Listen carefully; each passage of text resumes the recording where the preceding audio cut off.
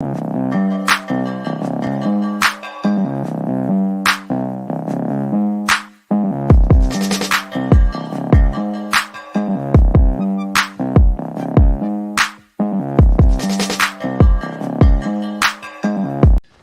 up, y'all? Kyle Hamilton here. I want to give a quick shout out to Lucas, Connor, and Ryan in the Week Zero podcast. Running out of time, finally throws, and it is gone! Touchdown, Tyrell Roberts! Hit backwards, up in the air, it's on the ground, it is down! It is over, and the Irish have knocked off #1 Clemson! Herbert's got it. Stiff arm again, quarterback in the clear, inside the 10, a hat-trick of touchdown from Justin Herbert.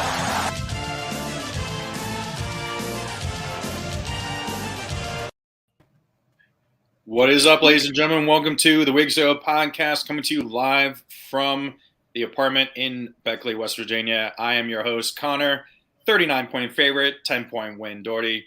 To my left is Ryan, 0-12. Here come the Irish / I don't trust Notre Dame. And below us, we have some guests from, the 10-second runoff podcast. We have Joe on the left or the far right. And actually, I don't know your name, dude, with the hat. Alex? Alec, like Baldwin. Oh, Alec Baldwin. Well, I don't think you really want to be related to Alec Baldwin. So very nice to have you guys. Really do appreciate it, guys, for joining us today. I guess we should just quickly start. Why don't you just talk about your podcast and what teams you guys root for? Yeah, so we do a podcast every Tuesday and Thursday. So Tuesday we recap the past week, talk about the AP poll versus where we would have teams ranked. But we don't typically do rankings. We more so do power ratings. So we talk about the best teams still around, we think. And then on Thursdays, we preview the coming week with guests from around the country. We typically try to get analysts or sports reporters on to talk about their respective teams. And then we do our locks of the week at the end of our Thursday show as well. Nice. And you're an LSU fan. And Alec, are you an LSU fan as well? LSU fan, baby. Yeah, we are LSU fans. We're based in Baton Rouge. But when covering college football, specifically on our podcast, we try and be as objective as possible. Like, I think we both took LSU to lose this weekend, actually. No, yeah, we both have LSU losing. So. Yeah. Who are they playing? Mississippi State. I'm not sure if that's in our pick'ems or not. It is. It is. Well, we'll get to that. So, I mean, we'll already know your picks for that. Who's probably like the biggest name that you've had on your podcast thus far? On ours, I would say Nick De La Torre. He's a senior 1-3 writer for Florida. Okay, nice. Well, I think we're just gonna get right into it. Let's see. We're a lot less professional than you guys when we were talking about that. So I think we'll just start off with the best and worst thing we saw in week 2. Do you guys want to start with that? Yeah. So why don't you guys go? Okay. I would say the best thing we saw in week 2 was Texas. I think they surprised a lot of people. With Quinn Ewers healthy, and I talked about this in our recap, with Quinn Ewers healthy, I'd potentially have Texas in my top 10. So I'd say that was probably the best thing I saw out of them. I was really impressed with their defense. They shut down Alabama's offense entirely for the majority of that game.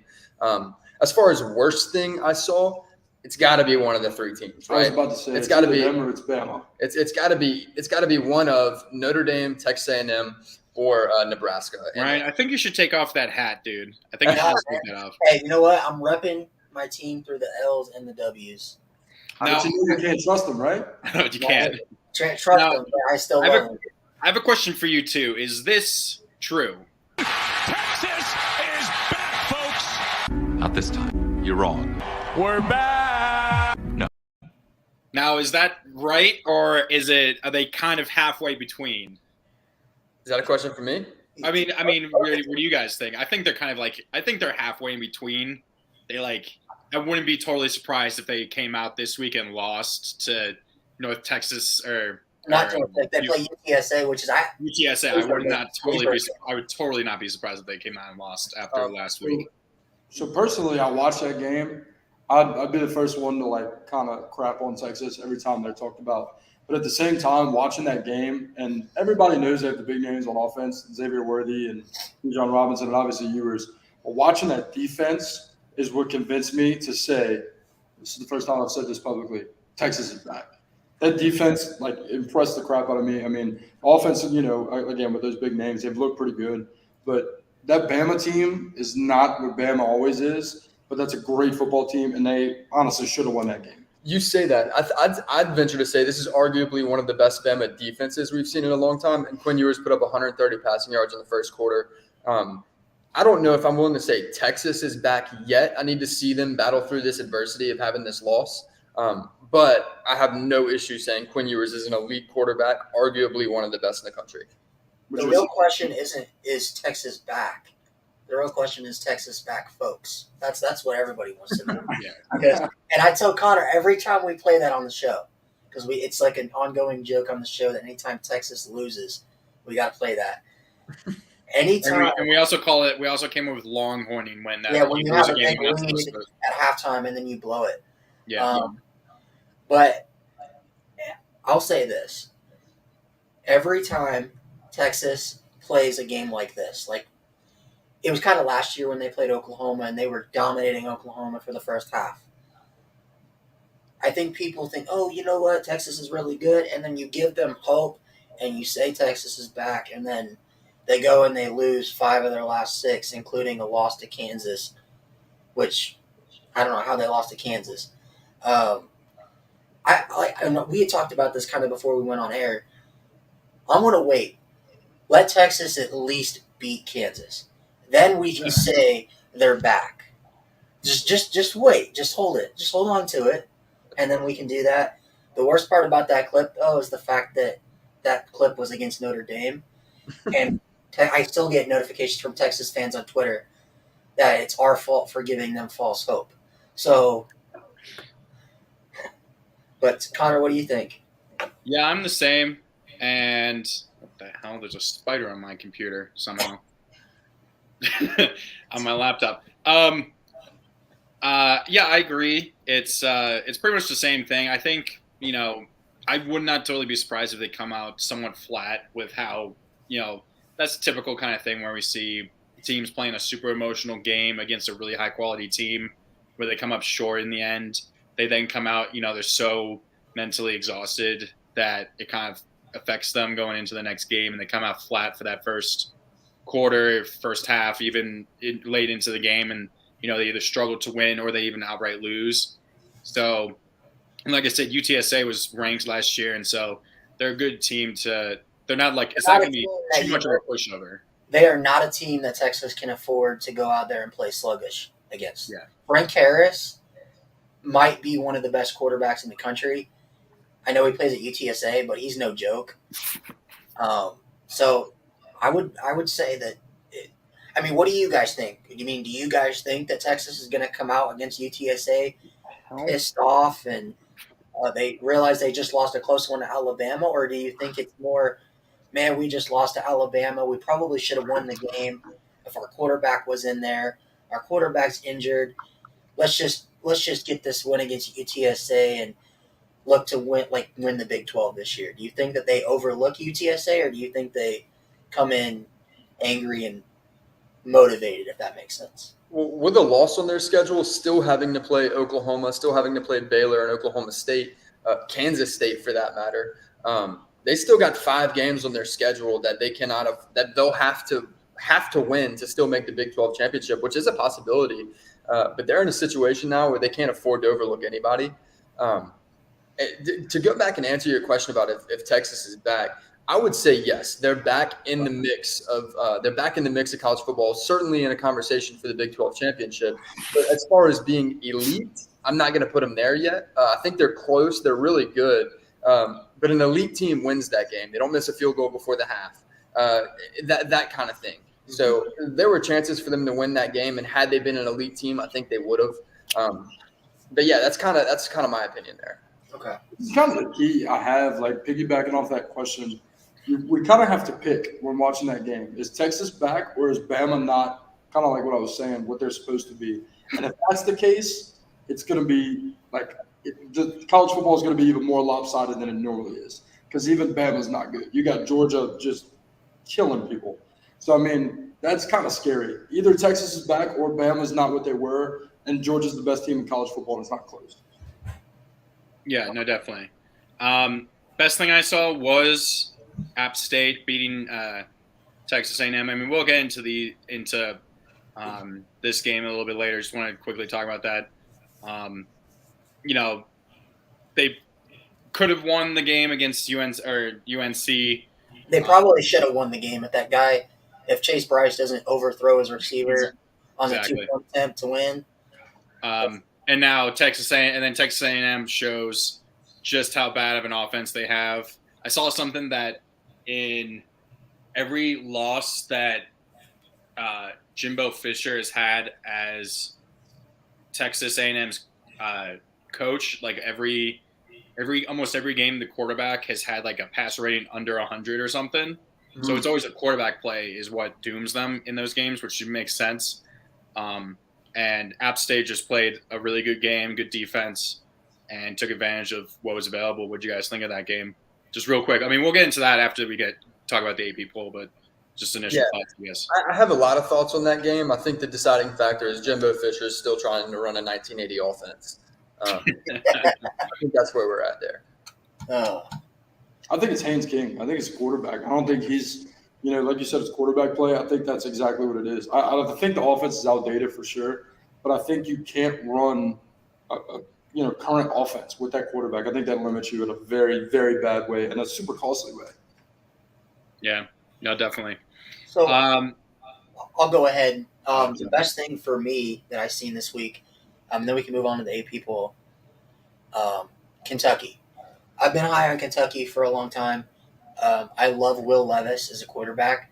I don't think he gets enough national attention. I understand that a lot of people think he's really good, but I think he's a Heisman favorite, and I think he will be at the end of the year. It's not like he's got the weapons Bryce Young has or the weapons that C.J. Stroud has at Ohio State. Kentucky is different. And the fact that he took Kentucky to a top 10 team, and I probably couldn't tell you the last time Kentucky was ranked inside the top 10. I mean, give this kid props. And I think people need to stop sleeping on Kentucky. I think people are saying, this Kentucky team, they're good enough to go 9-3, maybe 10-2. But let's be real, they're probably going to lose to Tennessee, Georgia, or Florida.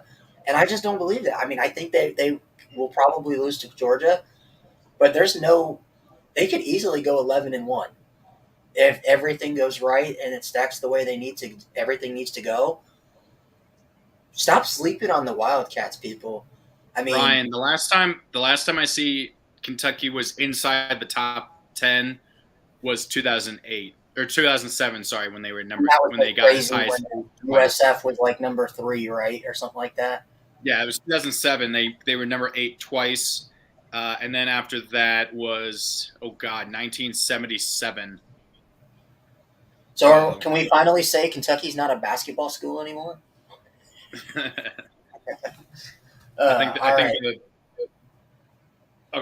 let's go on ahead. So week 3 AP poll reaction. I'm going to go ahead and pull it up. You guys already went a little bit in depth on this. You said you guys don't do. You kind of give your own rankings. I guess we can briefly talk about what you guys initially had. So I guess what were your guys' initial thoughts when you saw this? I like it. I don't think I have any issues with it necessarily. I think Baylor might be a little bit low, honestly. I feel better about NC State than 16, and I think Tennessee could probably be a little bit higher. But other than that, I don't have any issues, I don't think. Do you think that Texas A&M should have fully dropped out, losing to App State, or App State should be there at like 25? I think that. Yeah, I don't necessarily think they should be ranked right now. I think they were way overranked to start the season. I don't think they're the 6th best team in college football. I certainly don't think that anymore. But I didn't think that preseason. I think if they're going to be ranked, it's somewhere between 24 and 25. Okay. Would you have been comfortable with like App State there at 25 instead of Oregon potentially? No, And funny enough, if you look at the AP voting, I believe App State is 26th. I think they have the most. They have the most It's votes. either Marshall or App State. No, Was 26. Marshall's I think it was 20. Marshall was 26. SC might be Right? 27. Okay, so then App State must be 28 because I believe it's Marshall, another team, and then App State. So yeah, if you look at that, I mean they're right there on the cusp. I don't think they deserve to be ranked right now. I think they had a really good game against an A&M team who couldn't find their groove, but I don't think that makes them a top 25 team in college football. It just means they had a good game. Would you have been mad if, say, let's just say, because first of all, I don't think NC State should be ranked. Let's be real; they should have lost to ECU. That was my first thing. That was my first. Yeah, but would you guys have been mad to see App State and Marshall at that 24-25 spot back to back? And just move everybody up one. So you're saying drop NC State out, drop And take Texas A&M out. So put Marshall and App State in. Yeah, I mean, I could see the argument there, and I would see why the AP did that. But for my rankings, I wouldn't have App State or Marshall. I don't think anybody watched that game and walked away saying that App State's a better football team than Texas A&M. You know what I mean? So There's more Texas A&M kind of hurt themselves, couldn't do anything. It wasn't because App State really won the game. It was more Texas A&M gave the game away. I disagree with that because we'll get into it more. But the fact that they were only really in that game because of a kickoff return for a touchdown, for sure. Let's just say A-Chain is literally their entire offense. Yeah, That dude is literally their entire team. So he scored both touchdowns. yeah, Exactly. so if you take A-Chain out of the game plan, you take him away. I mean, really, what is Texas? Are you really scared of A&M? Are they really a top 25 team? But go ahead. what's that? Did you have any other thoughts? No. I think I like App State and them being in just because of last week, but kind of like you said, like it's as of now after the loss, A&M can drop out, but that's going to be a top 25 football team when this thing's said and done. Even by week 6 and 7, like they're going to be right back in, and I think we all kind of knew that. And maybe not, right? Maybe they'll drop another 2 out of the next 3 or 4, and we'll have a different conversation. But looking at it now, like it makes sense to have them at 24. Definitely not higher than that. They definitely don't need to be higher than that. And here's why we do power ratings, just to clarify, is because look, A&M could easily be a top 25 team in the country with a really bad loss, mind you. I'm not trying to discount that loss, but they could be a top 25 team in the country, and it doesn't change that they still have to play 3 teams that are ranked higher than them. So they could end the season 8-4, 7-5 maybe, and still be a top 25 team with losses to people ranked higher than them or better teams. Or have a win above with a team that's still above them, but that boosts their overall ranking. Yeah. What I like about this poll the most is Pitt dropping to 23. I after seeing their 2 games, I'm really not high on Pitt. And kind of what you said about NC State too. Like he and I both were super high on NC State, watched their game against ECU, and immediately, even before week 2, just knocked all of that back. We were like, no, never mind. You know what? Maybe we'll take that back. So have them at 16. I don't know. I don't know about what you put any of us out there and we don't miss a PAT. I'm just putting it out I there. would miss it personally. Hey, I was a kicker in football. I never missed a PAT, but then again, my team sucks so much that we only ever scored like 3 touchdowns. We literally scored maybe 4 touchdowns in 3. Hey, you know what? I played wide receiver in high school. You look like you were then destroyed literally by a linebacker, like across the line, like across the middle every single game, dude. Where I did. Yeah, I'm not oh, man, I thought I was Saquon Barkley one time and tried jumping over a guy and didn't work out. Well. Did not work out. Yeah, I wasn't high on NC State, and I said this to Ryan before. NC State, before last season, only had one other season where they had 10 wins or more in their entire history. So I know from having such a lack of proven history of being a football powerhouse to suddenly a playoff potential contender was too much of a jump for me to believe. Pitt being where they were to start the season, even with Keaton Slovis coming in, losing Kenny Pickett and Jordan Addison, I thought were too big of a losses for them. And I think, Miami now is well above them, despite how close that game was this past week at least for that first half against Southern Miss. I still think Miami's probably the favorite in that division right now. Yeah. I think I totally fully expect Pitt to, even if they lose, or even if they, I fully expect them to lose another game or two and just drop out of the top 25 sometime this season. That's just me. I'll say mine, and then we can go on. My only issue is, like I said, the Texas A&M thing. I just think if you drop Notre Dame to lose to Marshall, and then you hold Texas A&M to a different kind of standard, when you could argue that Texas A&M, yeah, they have a win, but it's against Sam Houston State. If you go back and watch that game, Texas A&M, honestly, Sam Houston State kind of dominated the line of scrimmage. The only reason they won, Texas A&M scored 31 points, is because of the wide receivers. So I'm not too sold on their schedule and also how they've played. And Notre Dame, people still forget. Notre Dame still played Ohio State tough and held them to 21 points. Yes, they lost to Marshall, but to me, Marshall and App State are comparable. App State is 1-1. Marshall's 2-0. But also Texas A&M was like, I don't know, what, 10, 11 point Texas favorite? A&M was number 6. Notre Dame was number 8. Yeah, but you guys were favored by more points. That's why it's a bigger loss, I guess. Well, I'm not arguing that it's not a worse loss. I'm just saying, just hold them each to the same standard. If you lose, you out. Let's move on. We kind of already talked about this, but I guess we can go a little bit more in depth, I guess, or we briefly just talked about it. Yeah, I mean, it did feel like more Texas A&M just kind of gave the game away more than App State won it. And I found it hilarious when Rich Eisen is like, Michigan's now forgiven. We're never, you don't have to keep bringing that loss up. I'm like, no, you can keep bringing it up because App State was an FCS school at that point. They weren't an FBS school. It's actually, this is not really that bad of a loss compared to Michigan because of that huge difference really in quality. So I guess, what do you – I know you guys talked about it, but what do you guys think of this game? I think – so you want to go or you want me to? Okay, so I think Appalachian State is a lot better team than they get credit for. I wouldn't put them in my top 25, certainly preseason, definitely not week 2 either. But you're talking about a team who is in probably the 6th best conference in the country, and they're always in the conference championship. I want to say for the last 4 or 5 years, it's been them and Louisiana Lafayette. So very good football team who's, for the most part, been 1-2 in that conference. Like I just said, and Texas A&M looks like they're struggling. I don't know. Like I said, I don't think Texas A&M is necessarily worse than a top 25 team in the country. It looks like a bad loss, though, no doubt. Definitely. Yeah, I mean, I definitely think so too. And I mean, the 17-14 is definitely tough as well.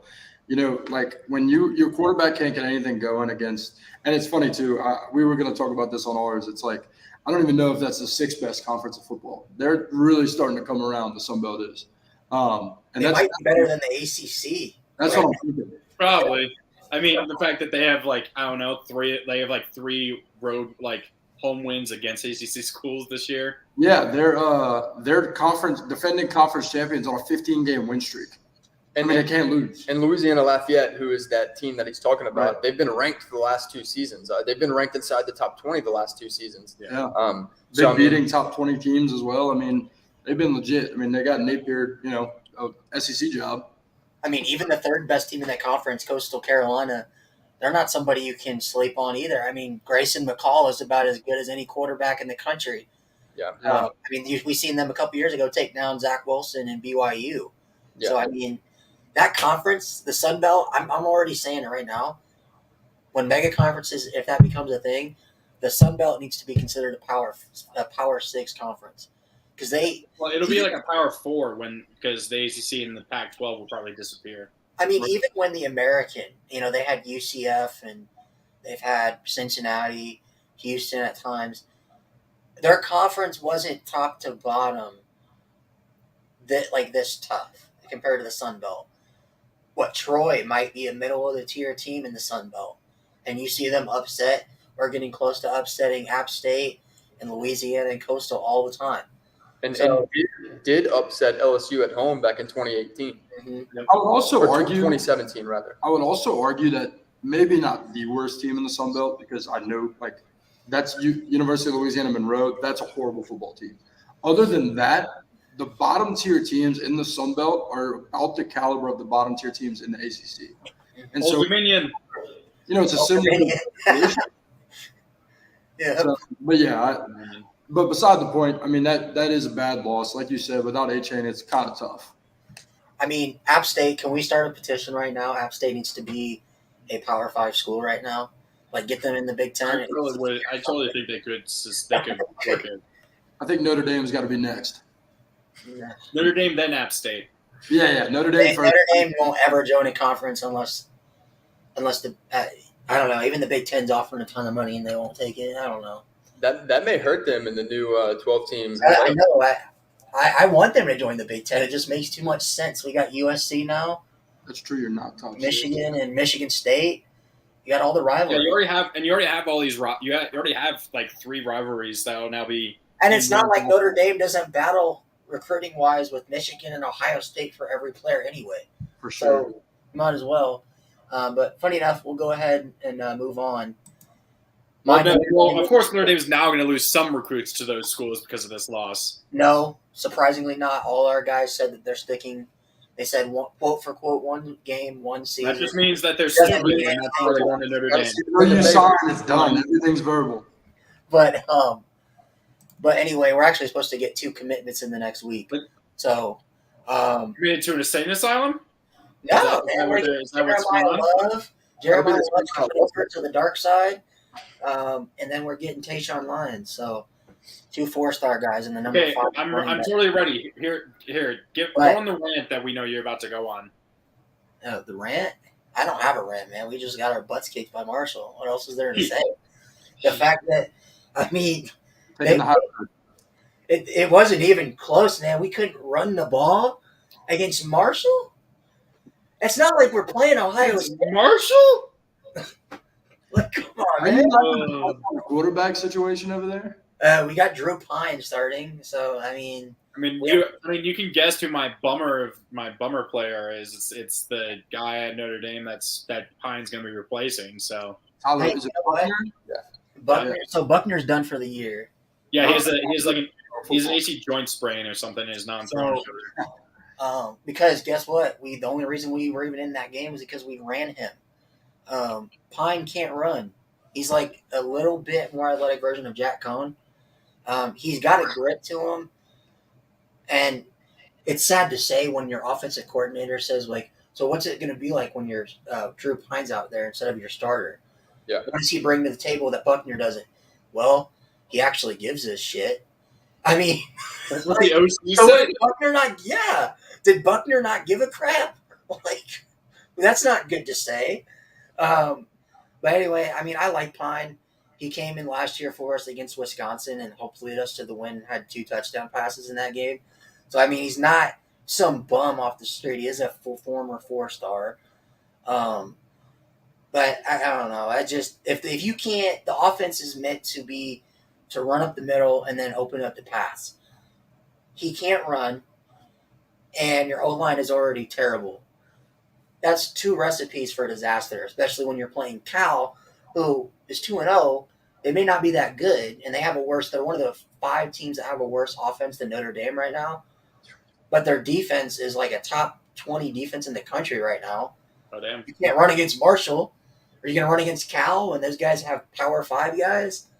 So be only 12-point favorite. That's going to be interesting. it actually went down to 10. So 10 is it 10 at home or 10 it's 10 at home, yeah. Damn, that's it. So technically only a 7-point favorite. Yeah. I almost wonder if this game would be better because of the way the fan base is right now. I mean, sending just racial jokes towards Buckner's way, like because he's part Asian and stuff like that. It's like, come on, guys. Yeah. These guys are still 18 to 22-year-old kids. This loss, to let you guys know, is what made Ryan realize just how toxic Notre Dame fans actually are.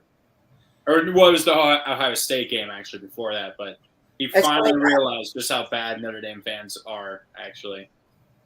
And he kind of came over to the light a little bit in our group chat, so that was kind of good. Well, I was one of the fans that said we weren't making the playoff this year. Like, come Oh on. yeah. But What did you guys think of this game? I mean, I'm right there with you. I expected Notre Dame to win and win big. I think everybody did. But just seeing that play out, kind of the play of Tyler Buckner, the play calling, the lack of I want to say lack of dominance, but really getting dominated on the O-line. I was shocked. Alec actually had Notre Dame as number 4, number 5 preseason? Yeah, 5. Yeah, so I didn't have him there. I want to say I had him at 15, but yeah, shocked nonetheless. And actually, you know what? You said something about the Notre Dame fan base. We love all fan bases here. We love if everybody listens. So that's where I'm at. yeah. Hey, but, I had Notre Dame at 5. I actually had Marshall at 4. So I'm lying. It's this. Yeah, I don't know about dominant win. Well, I probably had them winning by 21 or so. And to watch that and like you said, how it played out as well, not only not dominate, but honestly kind of get dominated, that's tough. I mean, it was to the point where we were doing a show, and I was getting up early in the morning because I was like, you know what, Notre Dame's playing Marshall. I don't really need to sit and watch this game. We're favored by 20.5. You know what, why not go to an Illinois game? Illinois was playing Virginia. It was only like a 4-point spread. I'm like, it's going to be a fun game. I live an hour from the stadium. Why not? I got good seats right by the field. I'm like, just go. So I went, and I was like, I kept getting phone blow up from Lucas and Connor in our group chat. And they're like, Ryan, are you okay? Like, do we need to call the suicide hotline? Like, are you good? This guy decided to go to an Illinois game wearing a Notre Dame hat and jersey? Yeah. So I had Illinois fans and Virginia fans heckling me during the game. So, you got both sides heckling you. Yeah. Both sides heckling you. Hey, you know what? It's bad when you know Illinois fans and Virginia fans are pooping on you because they have more wins than you. Them too. I mean, I'm sitting there and I'm like, what the hell's going on? I turn on the phone and I'm not even joking. The minute I open up my phone, I open up Hulu and I'm watching, the first thing I see is the pick six. The pick six Buckner throws, and I'm like, are you effing kidding me? We're not. I'm so confused because we played Ohio State tough. Mm-hmm. How do you hold the number 3 team in the country to 21 points? People said this offense is going to be the best offense in college football history, or has the potential to be. You dominated the line of scrimmage against Ohio State for the better part of 3 quarters. You're at home. It's an electric atmosphere. The Freeman area, all the golden shine and everything like that. How the hell do you let this happen? How the hell does your running backs get blown up 5 yards in the backfield when you're supposed to have the best offensive line in the country? You're O-line you and all this stuff. Ryan, you're starting to go on a rant. I know, but I'm just saying, I'm going to say this right now. We can go ahead and move on.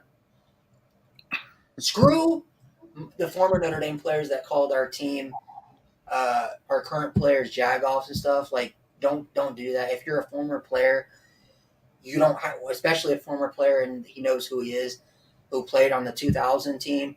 That was god-awful. You really don't have a right to sit there and criticize these kids. Second of all, the fan base, stop hating on Freeman. Don't give up on the man already. He's 2 games into his fucking career. Like, he's going to get it. He's going to get it under control. Just give him time. It's going to be a learning curve. And then thirdly and lastly, I don't trust Notre Dame, and I expect us to lose every game until you prove to me that you can win. That's how I'm going into every game right now. And I never thought that I would have more optimism about my team than you would have about yours this season. Hey, you know what? They mentally broke me, man. They mentally broke me. I don't know what to say.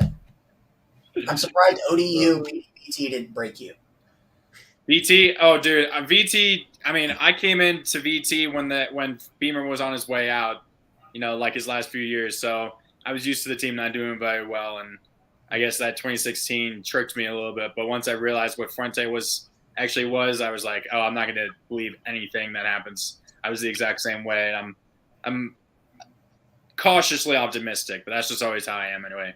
So yeah, we're going to move on to Florida, going against Kentucky. Florida kind of also has this weird thing this past two years or so, especially last year when they played Alabama really tough, and everyone's like, "Oh, look, Florida could be a challenger to Georgia in the East or whatever," and then no, they fell off a cliff after that point. And Florida does the exact same thing this year after a really good win over Utah, and then Kentucky comes into their own place and just blitzes them makes the AR-15 Heisman hype die very, very quickly. Obviously, you guys, you're LSU fans, so you got, you have a better feel of the SEC. How surprised were you by this outcome? Because I thought Kentucky was potentially going to win, but I think I took Florida in my pick'em. So we both took Florida as well. We had a Florida guest on. We definitely had Florida winning, probably not by a crazy margin or anything, but we're both high on Kentucky. So we both very much knew that this game could go either way. And to me, this is these are the two quarterbacks. Everybody wanted to see them and KJ Jefferson, at least SEC-wise. But like you said, Anthony Richardson, he's now on the Heisman contender list, and everybody's ready to go. And at one point, he was 4 for 13. When it doesn't matter who you're playing, if you're going to be in the Heisman conversation, especially at an SEC school, you got to be able to put up numbers against anybody. And when you can't do that, this is a great Kentucky team. Don't get me wrong. Yeah. We weren't picking Florida because we didn't think Kentucky was all that. They are. But, it's tough. Coming off of a good win from Utah, too, I figured they'd kind of carry that in. So. Yeah, and I think with especially with Heisman, you can still, it's shown over the years with some players that you can lose a game as long as you have a really good game against that team. Lamar versus Clemson comes to mind as a good example of that. But so if he had an actually good game, but that pick six, I'm not sure if there was a miscommunication on the wide receiver there, or he was just throwing it away or something. But that was there was nobody within 10 yards. There was a wide receiver. There was a wide receiver to the baseline, directly to the right side. But the Kentucky corner, I don't know if AR-15 just let it sit up in the air too long, but that Kentucky cornerback just literally broke on the ball, and it just landed right in his lap. So I think it was just more of AR-15 just kind of let it. Yeah, but when I saw the video, it looked like there was no offensive play within 5 yards. It was behind it. It was behind him. The ball was meant to go an extra 10 yards, but it just floated up in the air. But we talked about it earlier, but like I said before, Kentucky's the real deal. And if this win doesn't show people that, I don't know what else will. My thing on Florida, realistically, they should probably be 0-2. They played a great game against Utah, but it's kind of like the same thing with App State and Texas A&M. Utah shot themselves in the foot so many times during that game with the weird INTs into quadruple coverage in the back of the end zone for God knows what reason. Cam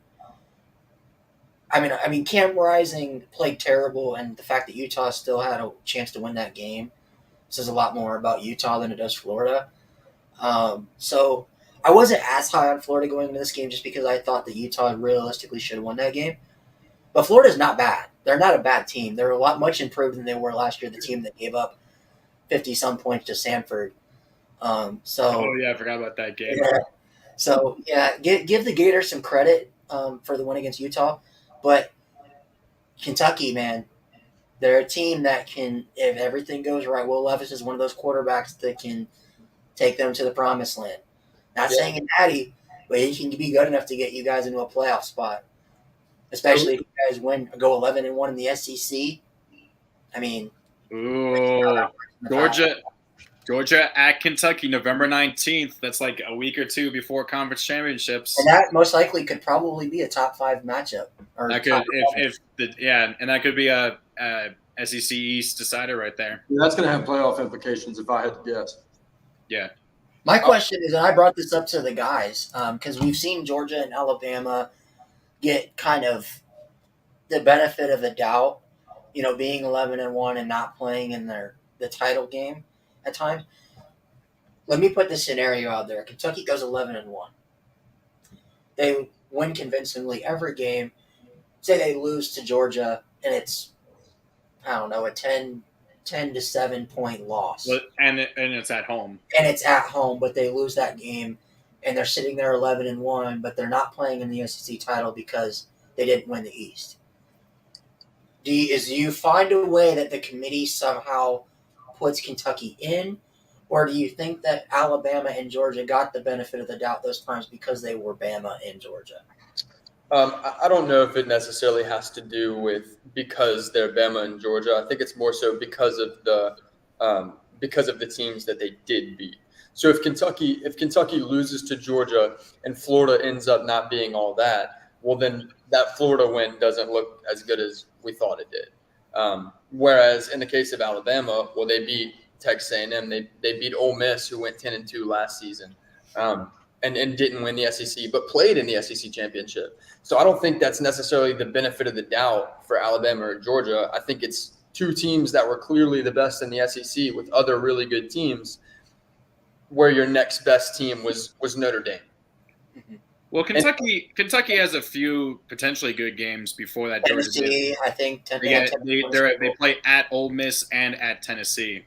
Yeah, at Tennessee, at Ole Miss, those could potentially be really big games that may get them that notch. If you're 11-1 and your only loss is Georgia, and Georgia stays on this tear, and like you said, it's a 10-point victory, you're just as good as a Bama 11-1 that lost to the A&M team last year. Yeah, but the one thing that would keep Kentucky out in that case, unfortunately, is Bama. If they go 11-1 still, unless another team in the West wins, also goes 11-1, is the team that beats them. Bama making the championship game and then losing to Georgia, say, that's probably, even at 11-2, that's probably still a better choice. Well, I guess let me put it this way: what if they get blown out? That's a good point. I mean, or they could potentially go in at 12-0 into the championship game. Same with him in Georgia. 12-1 Bama losing to Georgia, or an 11-1 Kentucky that lost to Georgia and didn't make the playoff, made the championship game. It's Bama. Bama's going to be chosen all the way. Let me put it more this way, I guess. If you have a Big 12 champion that has one loss, and you have an ACC title champion that, say, has one loss, would you put 11-1 Kentucky over those two guys? Or are you putting the conference champion in? Oh, I think the conference champion's got to be in. I think, it'll always be a conference champion. Yeah. With what they've said with the 12-team playoff, how it's looking is they will be favoring. Well, I just know that sometimes, like Clemson, some years that they've made it, they were on the fringe of not making it just because of how weak their non-con is, and then as well how weak the ACC is. So I was just wondering, like, if Clemson wins the ACC, I'm just waiting for like a 2 or 3 loss team to win like the Pac-12 or the ACC one year, and they're a top 6 seed because they won the conference. Like, there's gonna be like, sure, people will be happy. There will be people mad with like an 8. There'll be so many people mad that team's that high of a rank. You could potentially have that for sure, because it is the six best conference champions. So you get a Sun Belt champion who could be in the top 25 or potentially outside of it. I mean, you're looking at the Big East. I mean, there's several different conferences: Conference USA, American Athletic. Whoever the highest ranked team is, whether they're ranked or not, they're in. Yeah, exactly.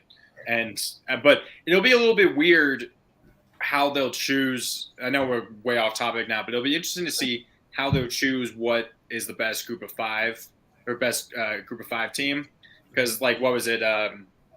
2 years ago, you had, I think, Cincinnati, and then you also had Coastal Carolina and Louisiana, Lafayette. So you had like 3 teams that were around the top 20, that were within the top 25 at times in the season, and you're like, which of those teams is the best of the best? They're not playing against each other, right? So it's going to be interesting if that ever does happen to see because whoever the committee would choose, I would say those 3. Obviously, Cincinnati's going to the Big 12 now, and so that's not going to be a thing. But, like, if you have to choose between – well, Coastal Carolina and Louisiana are both in the same conference, right? Yes. But if you have to choose between – if they had to choose between a Cincinnati and a Coastal Carolina, right, and they went with, Cincinnati, then that shows that they think that American is the best of the group of 5s. You know what I mean? Right. Now that's very interesting to see. Right. So that's the key. It's just whoever's the better team that year, right? Because they're not, or at least for that 6th conference, they're not picking a conference, it's just a team. Yeah. So I guess it's the highest ranked team from there. So I hope they keep the rankings as unbiased, right? I put quotes around that because it's always biased. But as if it was not whenever they were doing this. And then it's just whoever gets in. One of those teams is going to have to be in the top 12. So, I mean, we'll see. All right, so next up we got the number 21 BYU Cougars outlast the number 9 Baylor Bears in double overtime. Let's kind of go quicker here. Quick thoughts on the game and Baylor and BYU. I was not surprised that Baylor's defense played as well as they did. I mean, it took BYU 2 overtimes to score 28 points. That's a great defensive game. I was a little bit shocked that BYU was able to hold Baylor to only 20 points. I was real high on the quarterback over at Baylor, sophomore. Blake Shapen. Yeah, sophomore who played really well in the Big 12 championship last year. So I was a little bit shocked by that, and I guess my outlook on Baylor's year changes a little bit now. I think we all, you, me, and Ryan, you, me, and Lucas, we all had Baylor as our Big 12 champs. BYU. No, I know, but I think we all had Baylor as the Big 12 champs, right? No. Lucas said he thinks Oklahoma. You said it was Oklahoma? Okay. Yeah, but you and I were still high on Baylor, so this definitely changes things on that, obviously. But I think Baylor still easily has a chance to win it. Yeah. Because I still think their defense can win them a lot of games. Because not a lot of teams in the Big 12 do play defense. I think Kansas State, to me now, would be the favorite. I think a lot of people are sleeping on Kansas State. And I kind of forgot to mention, in the top 25, I think Kansas State should be ranked. Deuce Vaughn might be the best running back in the country. And he's very underrated because he plays at Kansas State and doesn't get a lot of national attention.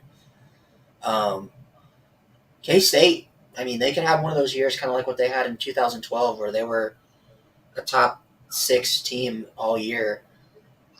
I feel like people are sleeping, and I think the Wildcats can get it done. But anyway, BYU, this game, I was kind of waiting for them to win a big game like this for me to say that they deserve to be as high as they were or ranked because I wanted to see them play like an actual competition.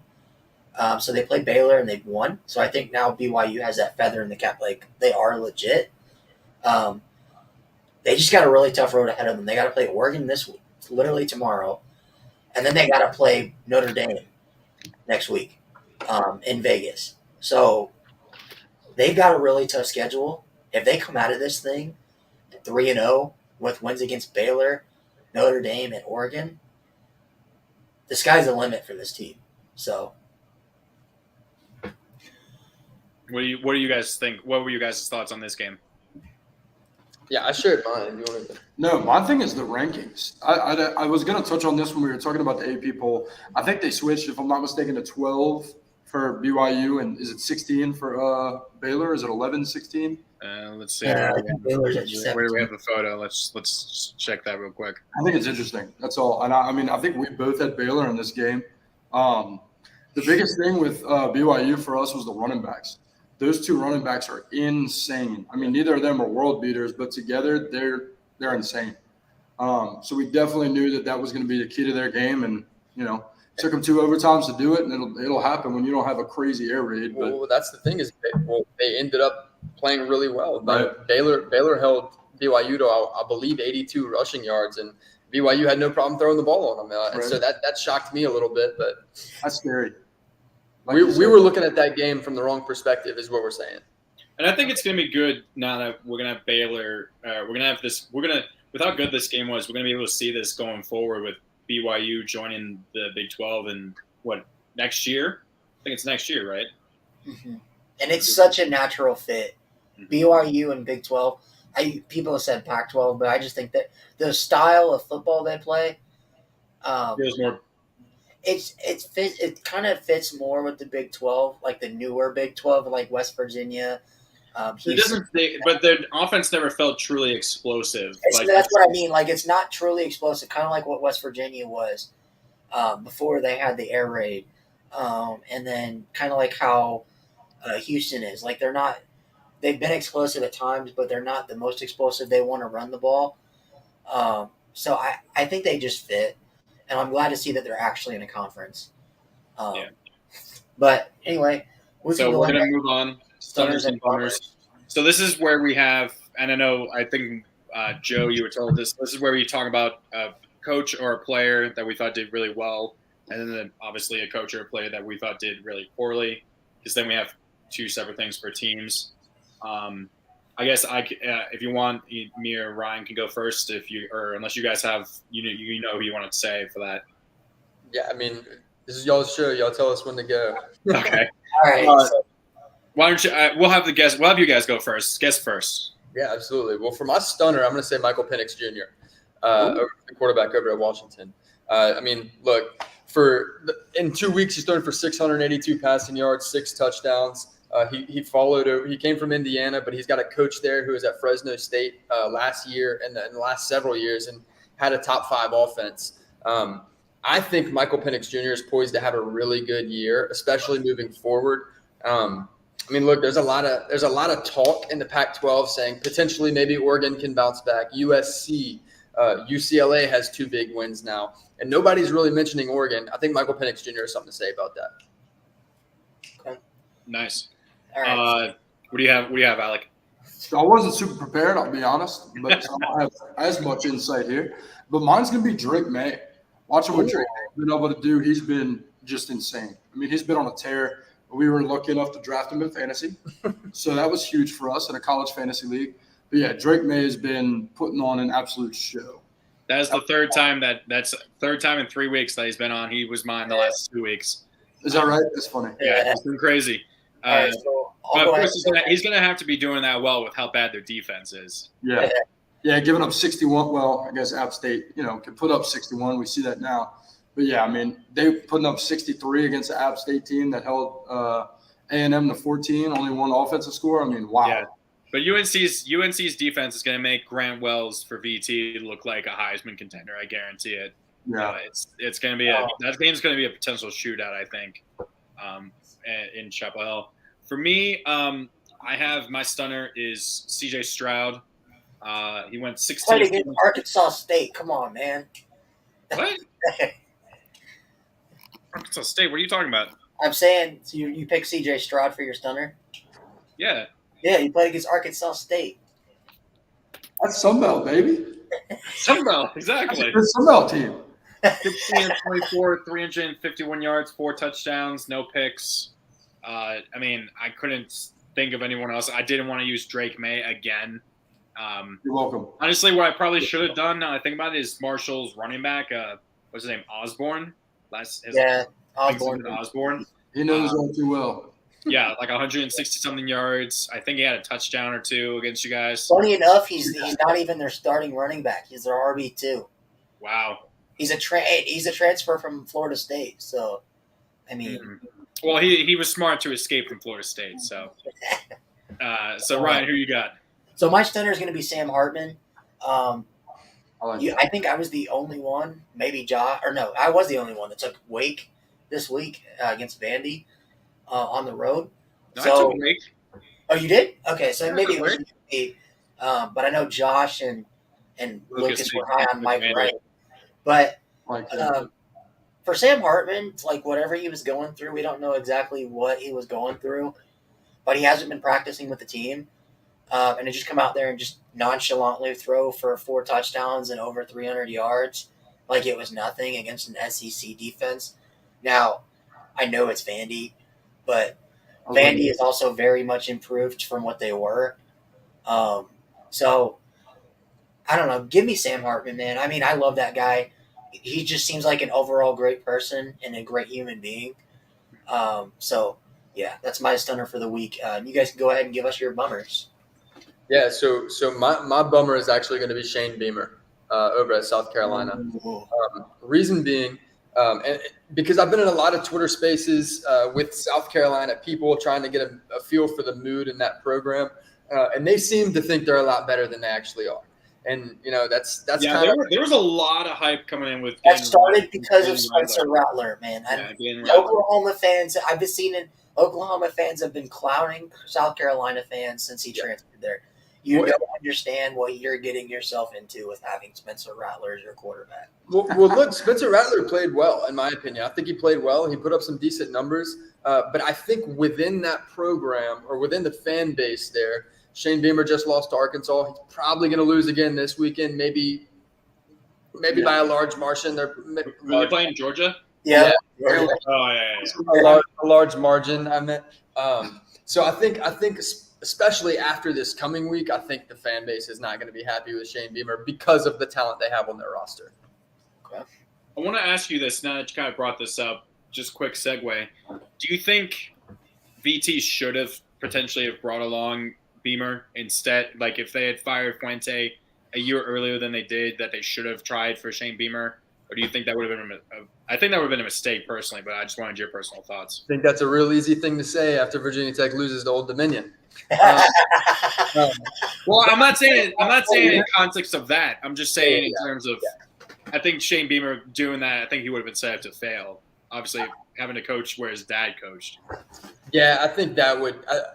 I don't know. Those are you never want to coach the same place your dad did. There's just too many expectations, and you're expected to be the same or better. If you're not great, but he's not his dad. Yes, and if you're not equal or better, then you're always just bad. Is the view. But that being said, he's putting together some really nice recruiting classes. He landed some big transfers. I think South Carolina's on the upswing. I don't think they're there, but I think they're on the upswing for sure, and that's largely in part to him. Yeah, and I think South Carolina fans, it sounded like they were coming in. They were expecting because of Dan Rattler and some of these other moves that, and going 6-6 is a pretty good season for a first-year head coach that he had last year, or 7-6 because they won their bowl game. Yeah, they did win the bowl game. They won their bowl. But I've been saying for years that Spencer Rattler was overrated. I mean, he's a good quarterback, but I don't like his attitude. Lucas is here. Lucas left us to go move. But no, I don't know. I don't like his attitude and how he approaches things. He seems like a kid that's very, I don't want to say, like. We saw all that high school footage that came out. I like his play. I think he's a good player. I just don't like the way he goes about certain things. And it started back in high school with the whole incident that before he went to Oklahoma and he didn't get to play his senior year. So I don't know. I think I agree with you. South Carolina's on the up and up, but I don't get why South Carolina fans thought they were just going to magically be. Well, I think because of getting Rattler, they all of a sudden the fans were kind of expecting them to have a much bigger leap this year than really would be truly feasible. It's a multi-year kind of rebuild. So going from 7 wins with a bowl win to, probably thinking they were going to get 9-10 wins is probably unrealistic. And unfortunately their schedule was a little tough. Obviously getting back-to-back Arkansas and Georgia back-to-back is pretty tough. I can't remember. Do they play Alabama as well? Do they have the misfortune of playing them too? I don't think so. No. Okay. Let's just move on real quick. Alec, who's your bummer? All right, so y'all are gonna like this one, and y'all are gonna like it because whenever y'all go back through it, you're gonna realize that I've been up and down like this. But it's got to be Bama. To me, we actually do locks every week. It's players or coaches. Oh. Okay, I'll be honest. We have surprise team. I would be amazed if you could do Bama as a meme team because meme team is a bad team of the week. Y'all all were like, "Whoa!" I'm like, "Well, I get it." I was like, "Whoa, yeah." No, I guess I'd have to change it then. Yeah, you can't do Saban. You can choose Saban, I guess. Yeah. I will do Saban because that game. They will do Saban. That game was so poor to watch. No, man, don't do that. Don't do that. I just need that Saban's going to come out and Bama's going to roll every single game now. Right. Yeah, I feel you. I do that too. Every time I'm down on a team, they're really, really good, and always vice versa. So. Well, Bama, anytime they get doubted or they lose a game, they always just beat the ever-living crap out of whoever else they play on the schedule. Exactly. Yeah. Yeah, I mean, they were very undisciplined in that game. It was unbelievably crazy how bad they were. I think that was the most. Oh, there's Lucas. Yo. There's Lucas. Hey. Say hi to Alec and Joe. Hey, guys. How you doing? Sorry, this is a little unconventional, but I am moving. You're good. You're good. All I got to say before I go, Bo Nix, stunner of the week. It's the only time we'll be able to say it all season probably. Bo Nix, stunner of the week. 5 tutties, no turnovers. You gotta say. It's looking good for the I should boys. do that. Wait, Lucas, you gotta say the magic words, bro. What is Bo Nix up for? What is Bo Nix up for? I don't know this. Bo Nix for Heisman. Oh, No for Nix Heisman. Okay. Let us beat BYU real quick, and then I'll do the Bo Nix for Heisman. Okay. All right, guys. Yep. A little awkward. A little awkward that he came in there. He just wanted to hop in there for a second. Sorry, guys. All right. So, Alec, if you want to continue. My bummer is Tyler Buckner. Grace. I mean, I already kind of mentioned it earlier. 18 of 32, 201 yards, 0 TDs, 2 interceptions, and a pick. And a pick 6. He corrected it. Yeah, I mean, it's what else is there to say? But it's great to see, and I wish Notre Dame had not been VT last year because VT should have won that damn game. Technically, should have won that damn game, but he didn't. Yeah, but Fuente happened again. So my bummer, and I'm surprised nobody took him the first week or last week. Spencer Petras, the worst quarterback in college football. The man had like I think it was like a 10 QBR or something like that, which is you can get a better QBR if you were to throw 20 passes just into the dirt. So I think in the NFL, like it's like a 39.1 if you just spiked the ball into the ground every single time. That's the QBR you would have. Man, like the offense for Iowa, it's just been terrible. I mean, you score. And they play North Dakota State this week? No, they don't play. Arizona plays North Dakota State. Oh, sorry. I knew someone played North Dakota State. They played South Dakota State last week. But the fact that you had 3 points against South Dakota State. South Dakota State's a great FCS team, but they're not like you're Iowa. You're supposed to beat teams like that.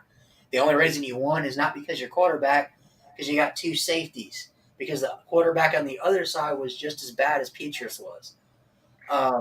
So Spencer Petras, man, I don't get why he still is the starting quarterback at Iowa. I understand Iowa's not all about the scoring and offense and everything like that, but I've seen them have some competent quarterbacks in the past. I just don't get what's so hard about that with Petras. But yeah, we can go ahead and move on to the surprise team of the week. So you guys want to go ahead and go first? Yeah. We talked about this game in depth already, but my surprise team of the week was Texas. Like I said, we do locks for every week, betting locks on our Thursday night podcast, and one of our locks was Alabama to cover by 21. So we were shocked to see that game play out the way it did in the first quarter when Ewers had 130 passing yards in the first. I mean, I was caught way off guard in that one. I mean, we hit 3 out of 4. Felt really good about them. All spreads too, no money lines. Yeah. Oh, gotcha. Okay. But yeah, that would definitely be mine too. That's the game I'm sticking to because it was so surprising to me, especially again since we picked it. Texas definitely surprised me. After their week 1, I wasn't super sold yet. Like, willing to say they're almost back or they're back or anything. That one kind of surprised me. Well, and to go further into why I was so surprised, yeah, their backfield duo as far as their quarterback and their running back. Damn, Lucas firing shots at Ryan's big ears. Damn. Hey, you know what? I get great Wi-Fi connection, bro. Don't hate. Then why did you have terrible Wi-Fi connection last week with Because my provider went out, man. That's why. All right. Sorry, I didn't mean to interrupt you, Alec. I'm sorry. Or Joe. No, it's all good. Yeah, I'd say the reason I was most surprised is because if you look at Texas backfield duo, quarterback, running back, both 5 stars. I get that. I didn't think it would really matter too much because of Alabama's D-line. We actually had a guest from Texas come on, and he agreed that Alabama would cover. He said their best matchup would be their 5-star tight end on Alabama's safeties. We didn't feel great about that. Yet their defense was stout in that game and held Alabama to, just enough points to win. Granted, but they had more than enough chance on offense and special teams to win that game. I was surprised by that. Yeah, Yeah, but unfortunately, when the defense couldn't get that one sack on the Bryce Young scramble, that really which is such a weird play.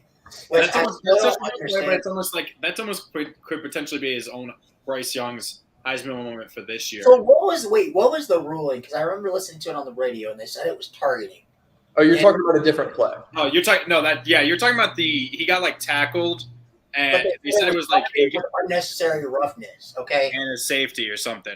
So when I heard them say there was no foul for targeting, I thought that meant okay, so there's no foul. It's a safety. It's a safety, right? And then they said no. They said it was like third down or something. It was an incomplete. Yeah, they called it incomplete with targeting. Reviewed the targeting, no targeting. So fourth and 7. Did they not review it to see if it? Because I swore I seen it like his knee was down. Or that's his knee certainly wasn't down. The question was his wrist or his ankle down? It was too close for me to have a valid opinion. Me too. I think we actually disagreed on the play, but that's how close it was. He and I were talking a lot about the intentional grounding, whether it was inside the pocket, outside the pocket, the ball. Oh, okay. I didn't see that one. The play was so very controversial.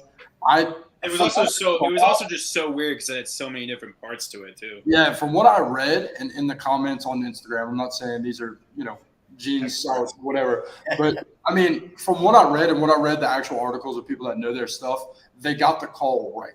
Yeah. So whether I don't know about the down, that's a tough because they didn't review it. But as far as like the result of the play, assuming he was not down, they got the call correct. And the reason being is if you go back and break down that play, and I did on our recap, but if you look at the play, Bryce Young, I don't remember if it was a 3-step or a 5-step drop, but he goes through his drop progression, takes 1 step to the left, gets wrapped up and thrown outside of the tackle box. So now all that has to happen is the ball has to pass the line of scrimmage. That's it. He doesn't need an intentional receiver. Now, he throws the ball, whether he was down or not before that, up for debate, doesn't matter at this point. But he throws the ball, and we'll never know if it gets past the line of scrimmage because Texas batted it. So it makes it really, really hard to call that play a safety. Wasn't he also like when he was throwing, he was like falling backwards as well? Yeah. So that made it even look even more awkward. Yeah, I was that day I was out shopping and stuff for my apartment, so I didn't get to watch the game. So I only saw Twitter. I only saw Twitter explode about it here and there. Unfortunately. So what was your surprise team, Connor? My surprise team is App State. We talked about it. Now that we think about it, like I said, Texas A&M more gave the game away, but it's still a hostile environment. For App State to go into, and pull out a win, and stay composed. Chase Bryce has looked really good ever since transferring from Clemson to App State. From Duke. He went to Duke, then he went to App State, right? Mm-hmm. But anyway, he's looked like a really good quarterback for them the past year, including this year. App State is a team that I think can do very well going forward. All right, so my surprise team, I'm going to go Kansas here. The Jayhawks, believe it or not, are 2-0. Who would have thought a team that not even a year ago or 2 years ago was almost 0-12? I saw something, Ryan. I think I shared it. That was the first time since 2009 that they have a conference. That they have a season opener Big 12 win or a Big 12 opener win, and the first time since 2011 that they're 2-0. I mean, and they've looked really good. I mean, they played West Virginia. JT Daniels is not a bad quarterback, and they made him look. Well, Jaden Daniels, is that his name? JT Daniels, the guy. No, there's Jaden Daniels, who I think is the quarterback for Kansas. No, Jaden Daniels LSU. I swear, there's 2 Jaden Daniels. Jalen Daniels, yeah. Oh, Jalen Daniels. Close. Is that right? No, I mean Kansas. I can't remember who the name of their coach is, but he's been there for 2 years, and it already looks like he's starting to turn Kansas around. Which, I mean, I remember when Les Miles was there, and everybody thought, "Yo, Kansas, he's going to make Kansas good again. Yeah, we all thought that. People thought he was a decent coach. I mean, you guys had first-hand experience with the Les Miles experience, obviously. Yes, we did. Yeah. I think all that grass he ate rotted his brain. We didn't talk about this, but I feel like LSU, of any school in the past, I don't know, since the turn of the century, has had. I don't think no school has as much of a roller coaster, up and down as LSU potentially. Other than maybe Auburn that I could think of, like you win a title and then you're bad for a few years, then you get Les Miles, you're good. Did he win you a title? I don't think he did win you a title. Yeah, but then you're bad again, and then you're up, and then you're back down again. The only team I can think of is maybe Auburn. Auburn's about just as inconsistent as LSU. Exactly. I would say that's every SEC team since Saban entered the conference. Yeah, that's actually a good point. Florida did the same thing. A&M's been to a couple times. Georgia was down. Now they're kind of coming up, and they'll probably go back down. Yeah, there was I want to say it was 2015 where Mississippi State and Ole Miss were both ranked. Oh yeah. So that was Max Prescott, right? Saban will do it to you. Yeah, Mississippi and Ole Miss, and then even Missouri and Texas. Missouri was like, did they win the conference their first year? They didn't win the conference, but they were in the championship. 2012 or 13? Or no, they played Auburn in the Miracle season. 2014. It was their first year in the SEC. Okay, got it. So meme team of the week. Who you guys got? Meme team. Mine's got to be A&M. Yeah. The A&M. I mean, I had them so high, especially for me. I had them so high, like to start the year. They had the best recruiting class ever. Like it looked like this program is about to be Bama. Like I mean, not Bama now, but like best recruiting class ever in the history of college football. Exactly. And so, like, I was ready for this team to be world beaters. They have the most depth, quite literally, in the country, at least on paper. I mean, they're just insane. And to watch that, it's tough. I seen a stat after the game. Okay.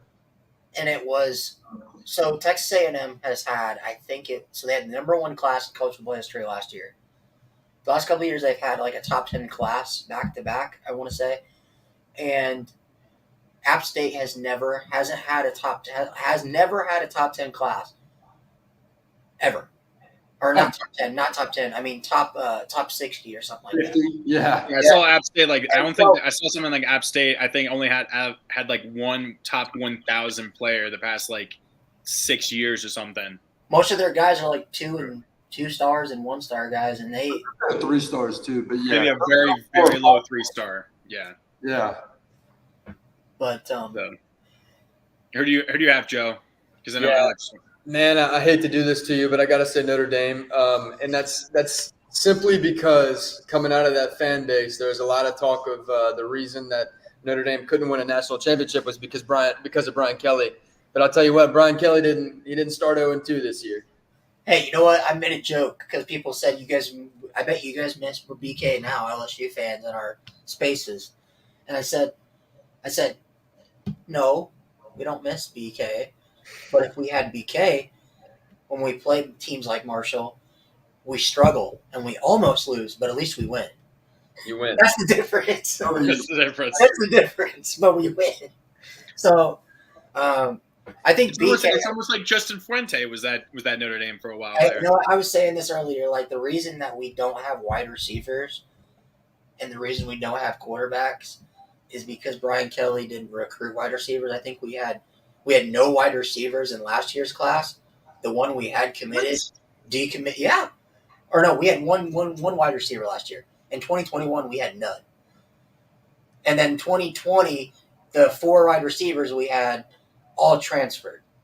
So we literally have no wide receivers. It's like VT, except VT has like so many running backs now. It's ridiculous. We probably have like an 8 deep running back depth chart. It's ridiculous. You'll be glad to know that LSU in 2023 has the 2nd and 4th best wide receivers in the country committed. Brian Kelly. There you go. We're going to get committed. Hopefully we can at least finish like 8-4 or something, so that way we can at least get Ryan Wingo for 2024. I will say this.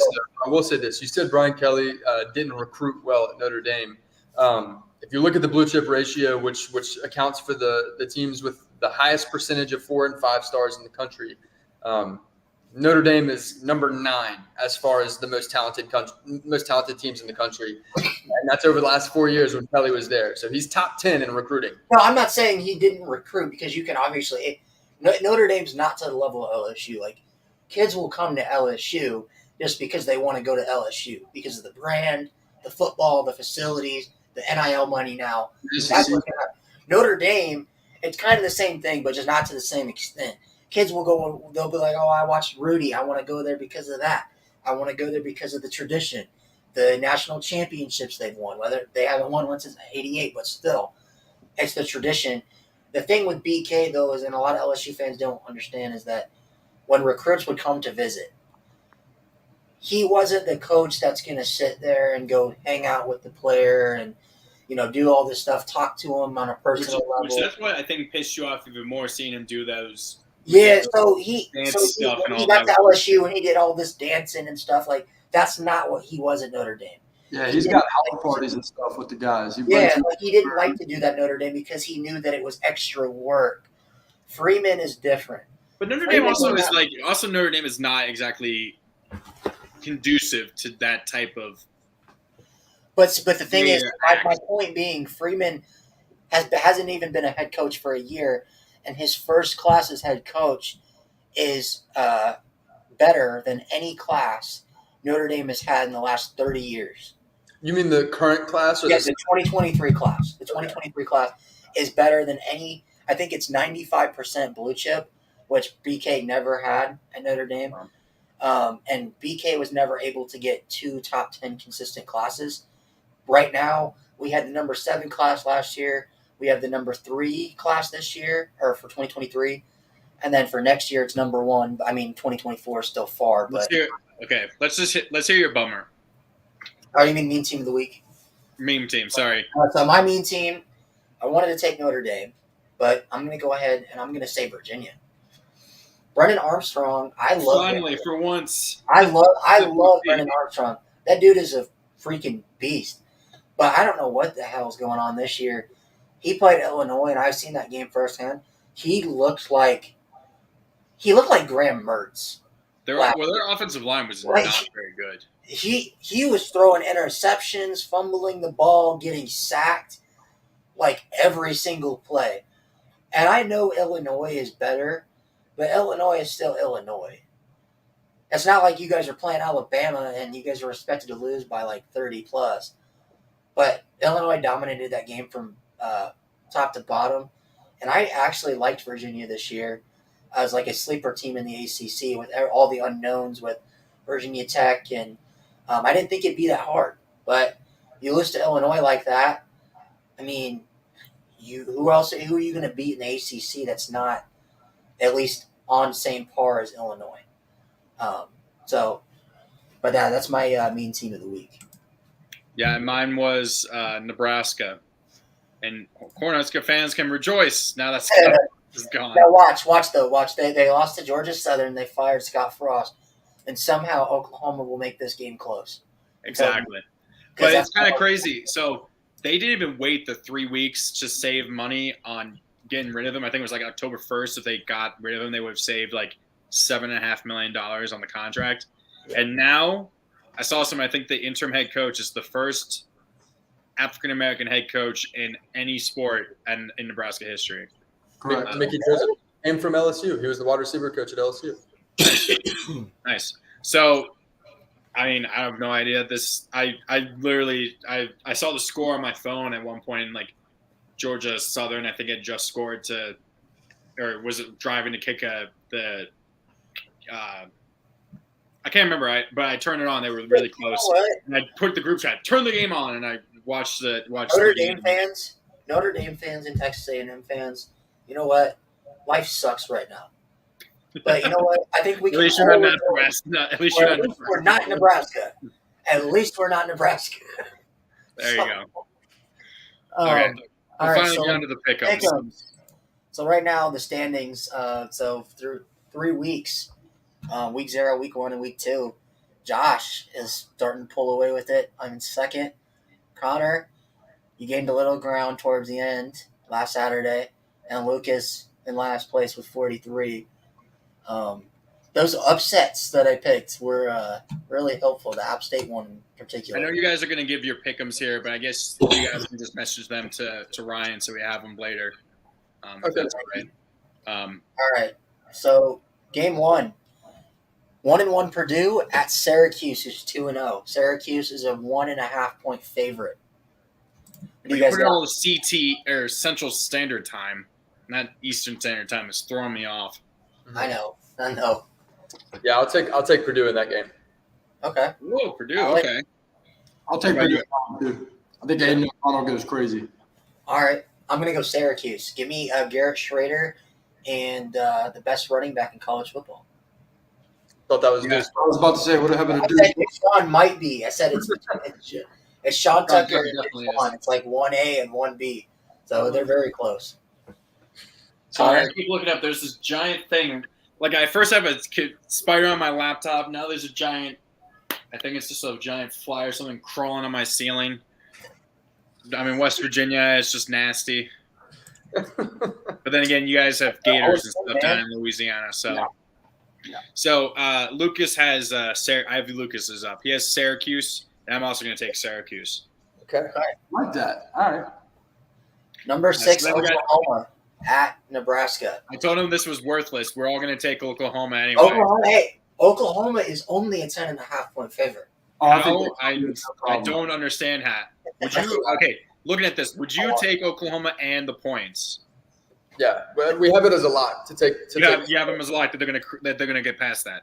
Yeah, I think Marvin Mims they're insane. I like Oklahoma actually a whole lot, and of course Nebraska's in shambles, like we just spoke of. Yeah. So we all take. I'm gonna go Oklahoma, but closer than the experts think. There we go. Okay, Lucas is also is taking Oklahoma, and so am I. Sweep for Oklahoma. We got Western Kentucky at Indiana. Both 2-0. Indiana's only 6.5. Now, but Western Kentucky does not have Billy Zapp.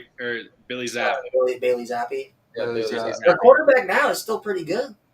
Yeah, He's not Bailey Zapp. Yeah, I'll take He's Indiana. not Bailey Zappi, but he's still good. I'll take Indiana myself. Okay.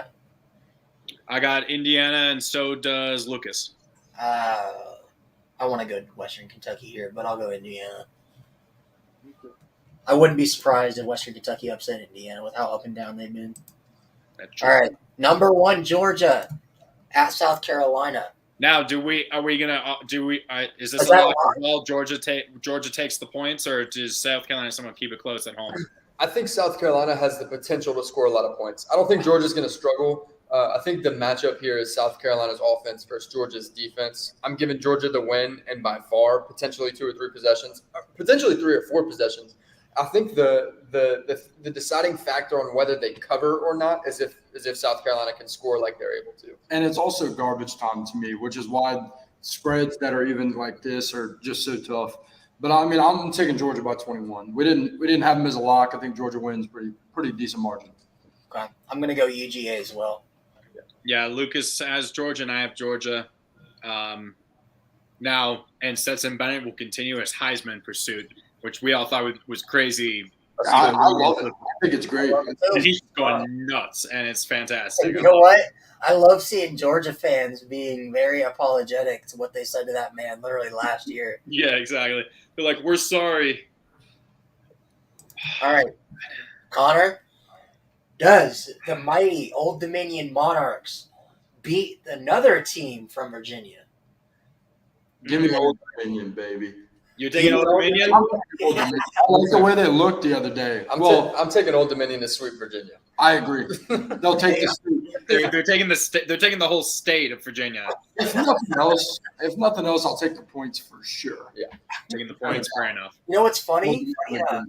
Funny enough, Virginia Tech and Virginia were both favored by 8 points. Ooh, to beat Old Dominion. that's I kind think it got down to like 7.5 or 6.5 before the game, but it was like up. It was around 8 or so in the week leading up to. So I'm gonna go Old Dominion as well. Oh, okay. Ooh. I'm actually taking Virginia. I was You going off of him? kidding. I am taking Virginia. I'm very much serious. I'll take Old Dominion in this game. Okay, Lucas is taking UVA, and the way my thinking is that Old Dominion's power only exists at home. And the way I see it is I'd rather have the entire stadium like get struck by like an earthquake and just fall into the earth and be So you swallowed lose whole. both Because teams? I don't want to see either of these teams win. I don't know which I hate more or which I'd be more upset about having You know you to. hate Virginia more, man. Come on, Old Dominion's like the little brother that gets a win against you every once in a I just while. took out my phone and bet the Old Dominion money line. It gives you any. Yeah, I'll take Virginia. Couldn't get you over on the dark side, man. No. All right.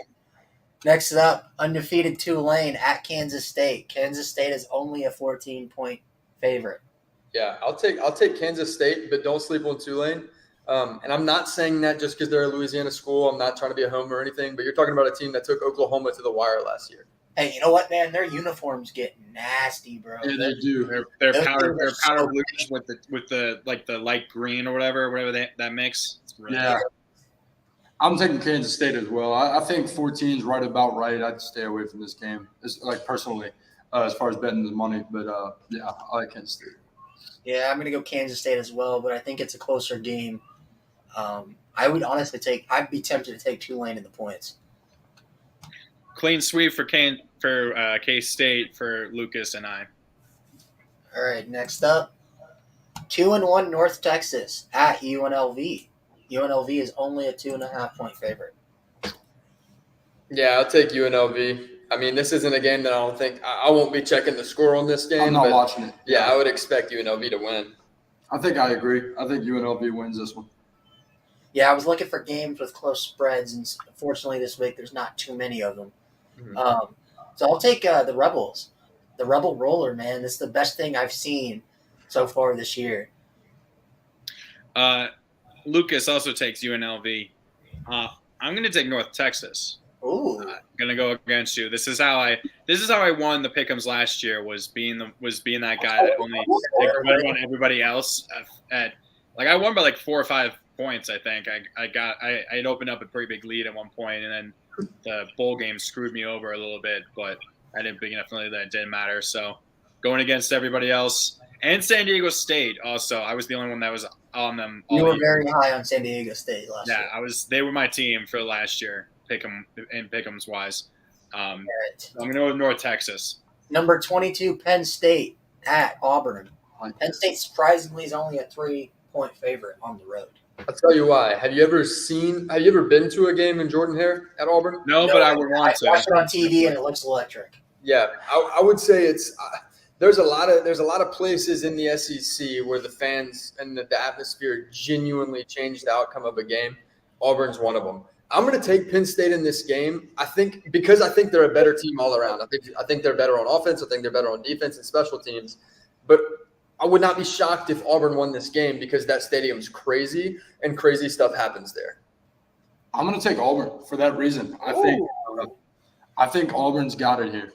I don't think they're anything. I think it's going to be the home field advantage. I think they're going to bust out to an early lead, and I think it's going to be overcome, but not enough. I think Auburn. So is it more of a? It's because it's at Auburn and not because Auburn's the better team. Correct. Yeah, they open up if I'm predicting, they open up to like a little 14-3, and then it's catch up the whole game, and they don't catch up quite enough. They win in a close one. Okay. Gotcha. I'm going to go Penn State. I was tempted to take Auburn, but then I realized that Auburn won by 7 points against San Jose State. And that was at home. So I'm not too high on them, and I think Penn State is obviously 10 times better than San Jose State is. For sure. Yeah. And TJ Finley is not. Right. Now so Lucas takes Auburn, and I'm going to take Penn State, but I'm very cautious because the Sean Clifford. Sean Clifford is like a little bit better version of Bo Nix. He's good enough to keep you in the game, but then he also will look like absolute. He'll look terrible for 58 minutes of a game and then become like Peyton Manning in the last 2 minutes of the game. Exactly. It makes no sense. And his stat line will be something like 3 touchdowns, 2 interceptions, or like exactly something like that. Exactly. But next up, and actually it's weird enough that game's on CBS. I don't think I've ever seen Penn State play on CBS. But the Big Ten got the CBS deal. That's I've seen that. Troy at App State. Does App State have a hangover after beating Texas A&M? I mean, I would say no. They're like we talked about. They're in the Sun Belt. They're always towards the top of the Sun Belt. They're at a point where they can't really lose again. ULL, I don't think ULL is going to lose 2 or 3 games this year. Potentially, Coastal Carolina could push them for a title spot. So App State's got to stay focused if they're gonna get to that Sun Belt Conference title. I think they win this game. Yeah, I think they lose a couple games this year. I think UL is going to be one of those games. Lafayette, that is. I think they could possibly drop on the Coastal. Like he said, this is not a game they can afford to drop, and so I don't think they drop it. I don't even think it's going to be close. I think they cover. Okay. I'm going to go App State as well. And can I just say it's nice to see that College Game Day is going to be in Boone, North Carolina. That might be the most electric venue they go to this year. I know it gets crazy when they go to those FCS games. So, or not FCS games, those smaller school games. Group of 5, right? Yeah, group of 5. Connor, you got? Lucas and I both have App State, so it's a sweep for App State. Nobody's given Troy. I do think I would not be surprised if App State has, like I mentioned before, has maybe a slight hangover from the emotional high of that game. Struggles for maybe a quarter or maybe even the first half, and then pulls away in the second half. All right, next up, the undefeated Kansas Jayhawks at Houston. Houston's a 9-point favorite. Yeah, I'm going to take Kansas in this game. No. I've been very unimpressed with Houston. I didn't like them coming into the year, and I like them. Did they beat? No, they lost to Texas Tech, right? Yeah, they lost in OT, I think. Right. Yeah, and I like them less now than I did then. So that's kind of where I'm at. Kansas. I don't think Kansas is a great football team. They're 2-0, and they've still got hope. They still have stuff to play for. I think it'll be close. It'll probably be a decent game. I think Kansas wins a close one. I think I was tempted to go Houston, but now that you're saying it and I'm thinking about it, Houston really has looked horrible, just really bad. They realistically should have lost to UTSA. Yeah. And so, give me Kansas in overtime. Ooh, so back-to-back overtime games for the Jayhawks. 3-0 for Kansas. Well, and Houston, that was in overtime as well. That's right. Yeah. So I'm going to go with the Jayhawks here. The real question is, who cares if Texas is back? Is Kansas back? That's what everybody wants to know. So, yeah, I think they are back. Give me the Jayhawks and the points. I don't think they're back. Yeah, I don't think they're back. They're not back to 2007 level. No. Lucas is taking Houston. Ooh. And I was tempted to take Houston as well, but I was thinking about Houston. It's at home at Houston. I was I feel like that would be Kansas just played at West Virginia, so they just beat West Virginia on the road. So I don't think the home field. I mean, is West Virginia and Houston's home field going to be that much of a difference? I think West Virginia. If anything, West Virginia's home field is probably better than Houston's. Yeah. Those West Virginia fans get pretty rowdy. Yeah. What's your road, baby? Take me home. That is not about West Virginia. It's about Western. I'm aware. I know. The state. Thank you. Virginia, I had to throw it out there. I know I'm living in West Virginia now, so me saying that is like a straight blasphemy, and I'm probably going to go for that. But Connor's probably going to get assassinated. Yeah, I'm going to take. Lucas is going to be by himself. I'm taking Kansas. I just want to take Kansas. I like it. Another Virginia school. Liberty at number 19 Wake Forest. Give me Wake Forest by 30. Ooh. I'm going to agree. Y'all had Hugh Freeze on the show. Y'all better show my man some love. Y'all need to go Liberty. I'm going Wake Forest. Sam Hartman's throwing Yeah. I love my man Hugh Freeze, but I love me some Sam Hartman a little bit more. So give me They also don't have, Liberty does not have Malik Willis anymore. So hey, you know what? They're still 2-0 without Malik Willis, man. Yeah, but then of course, I feel like they're gonna be like 5-6, or like 5-5, and then BT's gonna play them in the second to last game of the season at Liberty. BT's gonna lose. Field goal. Exactly. So who you got? I don't know what BT is doing, just deciding to play these. I mean, I understand why playing these in-state teams. It's not just BT though. Why the hell is consolidate the the ACC recruiting. playing these group of 5 teams on the road? Yeah. Like, you would never see Alabama. You would never see Alabama paying somebody to come to their stadium and literally spank the crap out of them. You will never see that. Long ago. They did it in Of course 2000. it doesn't. Yeah, So I'm saying, like, play Alabama. When will you ever see Alabama at Old Dominion? That'll never happen. That's different. Like, come on, man.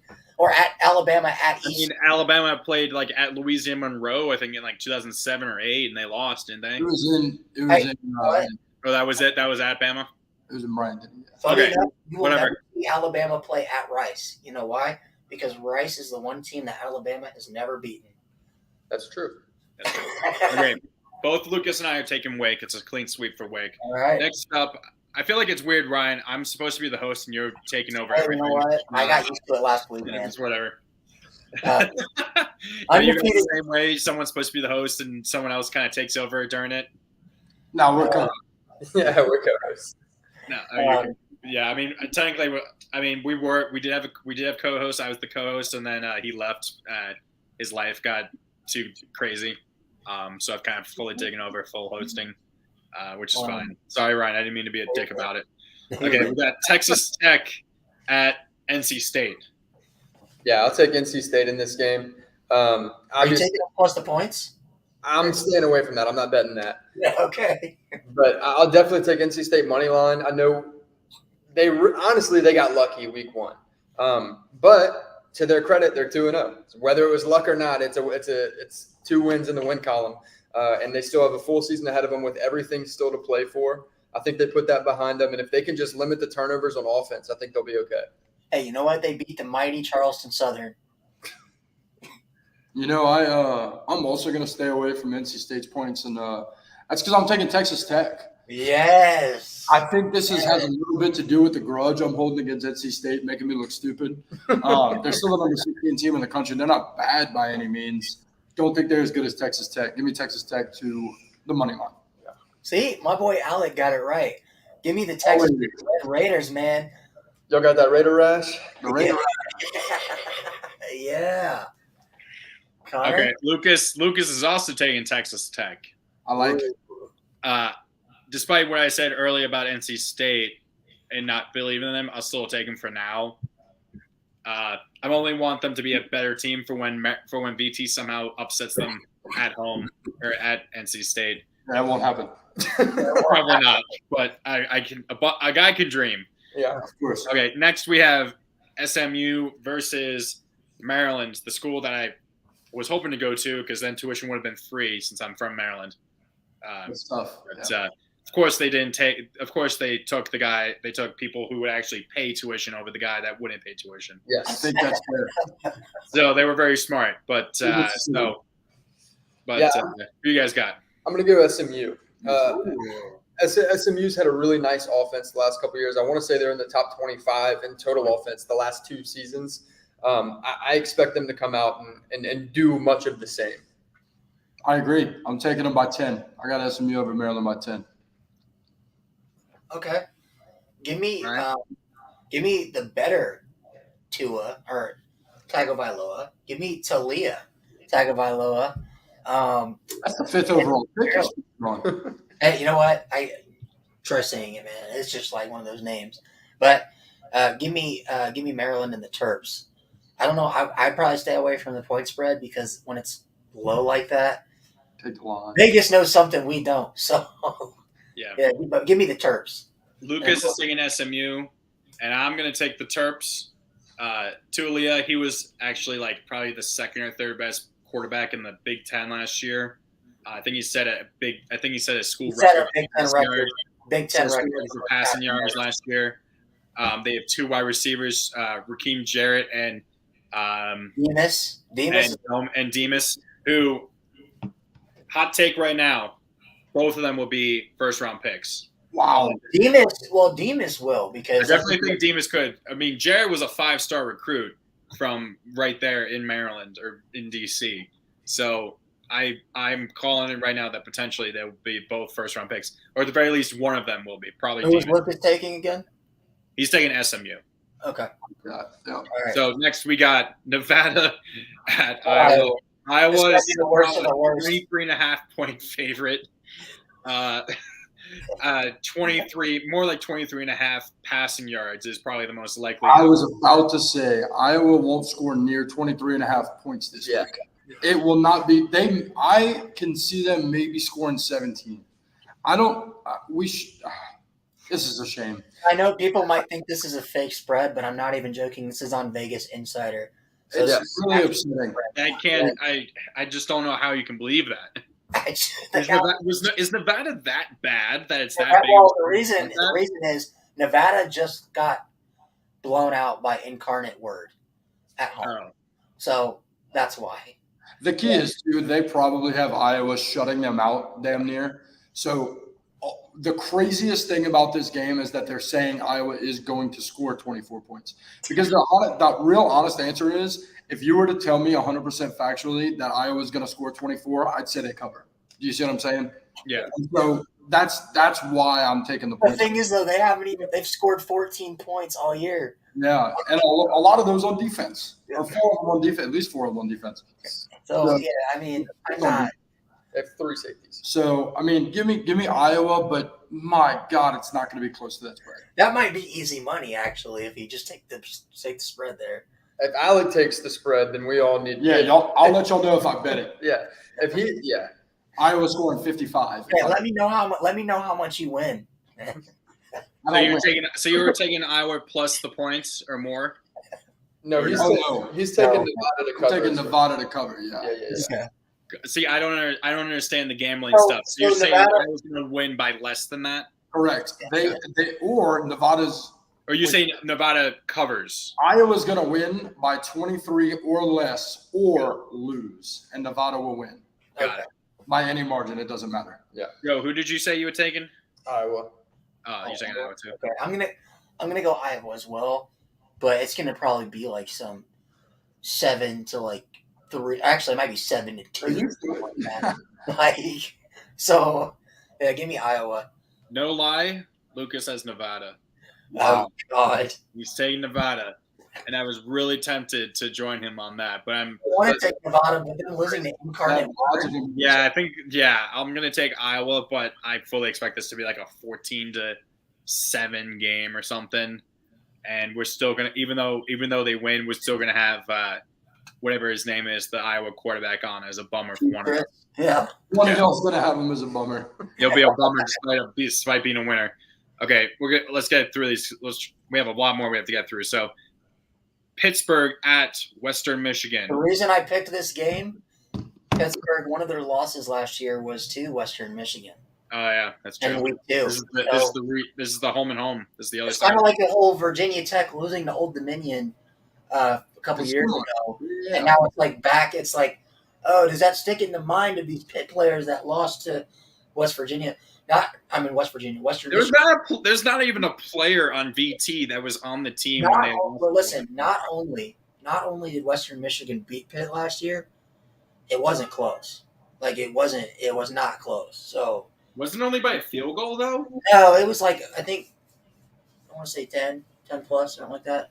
It was only closer because Pitt scored, tried to make a comeback late, but Gotcha. It was not. So what do you guys think? I'll take Pitt to cover. Yeah, same. I'll take Pitt to cover. I'm not high on Pitt. I said that earlier. I'm still not high on Pitt, but I think Pitt covers in this one. Would you be surprised if they lost to Western Michigan? Oh yeah, I'd be very surprised. Okay. I'd be surprised if they don't win by 17 points. Okay. I'll go Pitt, but I think it's gonna be close.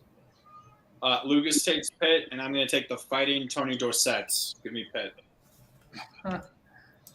Yeah, we haven't been doing that. We like to say that, the Fighting some random person from that school. We got the Fighting Le'Veon Bells at the Fighting Dante Pettis.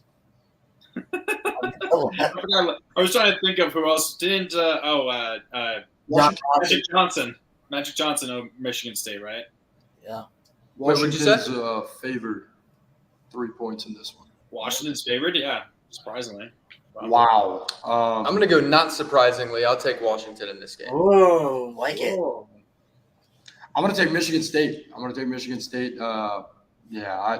I can't imagine why Washington's favored in this one. I'll tell you why. I think it's just because it's at Washington, and I think Yeah, but that means that this is an even money game, and those 3 points are going to home field advantage. I don't know how this is an even money game. I'll tell you why. It's because Michael Penix Jr. is thrown for over 600 yards. He's got 6 touchdowns. They have one receiver with 250 receiving yards, another with 150, another receiver that's knocking on the door of 100 yards. Their offense is one of the most explosive in the That's country. in 2 games. Like, See?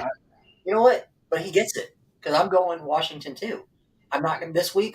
Every week on the show, because we got an Oregon fan, we always say huck the Fuskies. But this week, we're not hucking the Fuskies. So give me the Huskies of Washington to win this game. Connor? Sorry. What did Lucas has Washington. I'll take Michigan State. thank you, Connor. I'm not leave you by yourself, sir. Okay, next we have UCF at FAU. UCF is an 8.5-point favorite. Oof. I'll take UCF, I guess. I'll take UCF as well. I don't think FAU's. I don't think it's 8.5 either. I think it's more 10 to 15. Well, not 15. 10 to 14 point game. All right, I'm going to go FAU here. The former No, Fighting Lane Kiffins, man. The former Fighting Lane Kiffins. and the fighting Shaquem Griffins. Yep. So yeah, who are you going with, Connor? Both Lucas and I are taking UCF. The only reason I'm even Taking one-handed catches. The only reason I'm taking FAU also is I had a family member that went to FAU for college. Did you And find surprisingly, FAU, Boca Raton, their football atmosphere when it's a home game is electric, man. For a group of 5 school, it's electric. A lot of money. All right. Okay, now we have UTSA at number 21 Texas. So Texas loses and goes into the rankings. Yeah. And they're a 12.5-point favorite. And I fully expect them, or would not be surprised if they really struggle this game after how close that game was. And then we're all saying that Texas is definitely not back. I could see all the jokes if Texas loses to UTSA. Yeah, I mean, I definitely think Texas takes this one. 12.5 is funny to me. After you see what they did with Bama, 12.5 is a joke. I'm definitely taking Texas in this one by much more than 12.5. And I hope after this one, if they win in dominant fashion, I think they will. I hope they're getting into the top 15. Okay. I agree. I'll take Texas by significantly more than 12.5. All right. I might be the only one. And I don't care. I'll take this to the grave. I'm going to die on this hill. Give me UTSA. I made a highlight. Alec was legit surprised there for a second. You know what? I made a highlight video for them. They're the defending Conference USA champions. They're not afraid of anybody. I tell you what, they're going to go in this game, and they're not going to be afraid of Texas. Frank Harris is probably better than any quarterback besides maybe Quinn Ewers that Texas has on the roster. So give me UTSA and an upset. Texas is not back. I really want to take UTSA, but Lucas, I'll say right now, he's taking Texas. I'm just saying this is about a culture at Texas. The culture at Texas is to lose a game like this after a good game. It has been. Has been.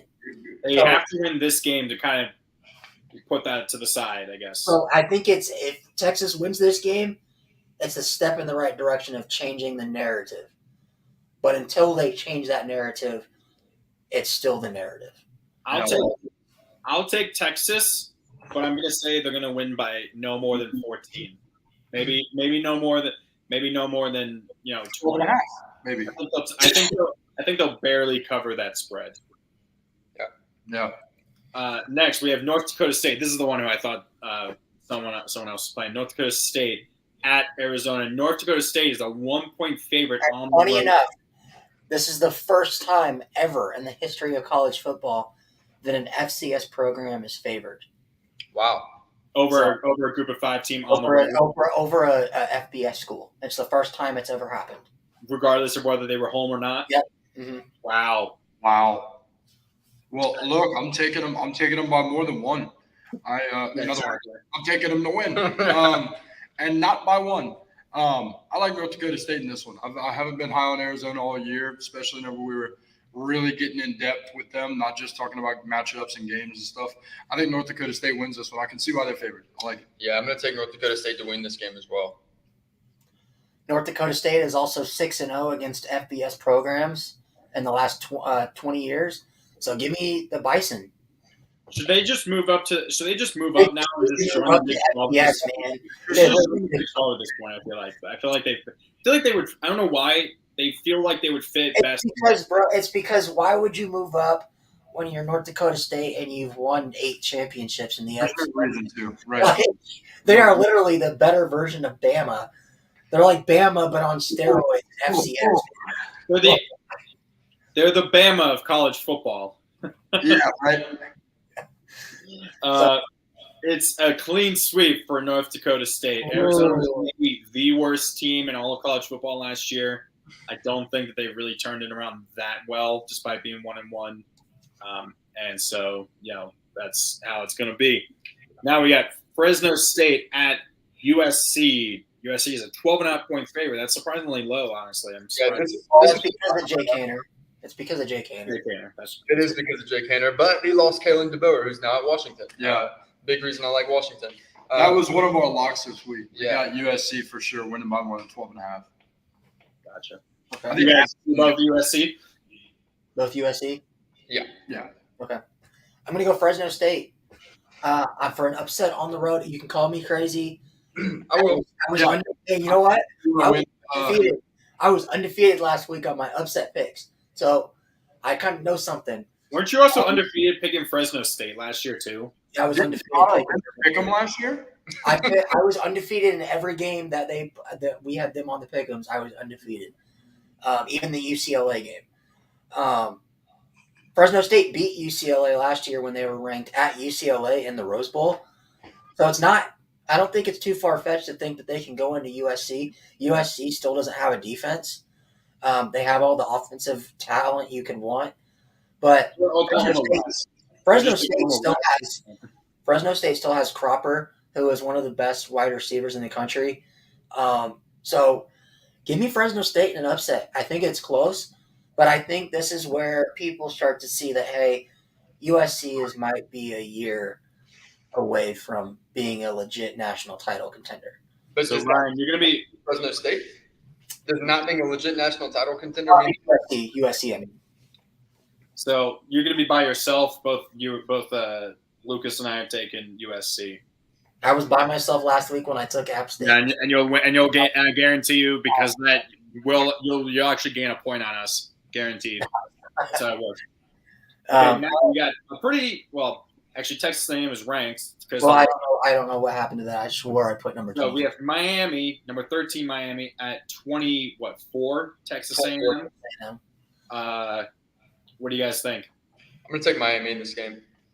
I'm going to take Miami too. I like that.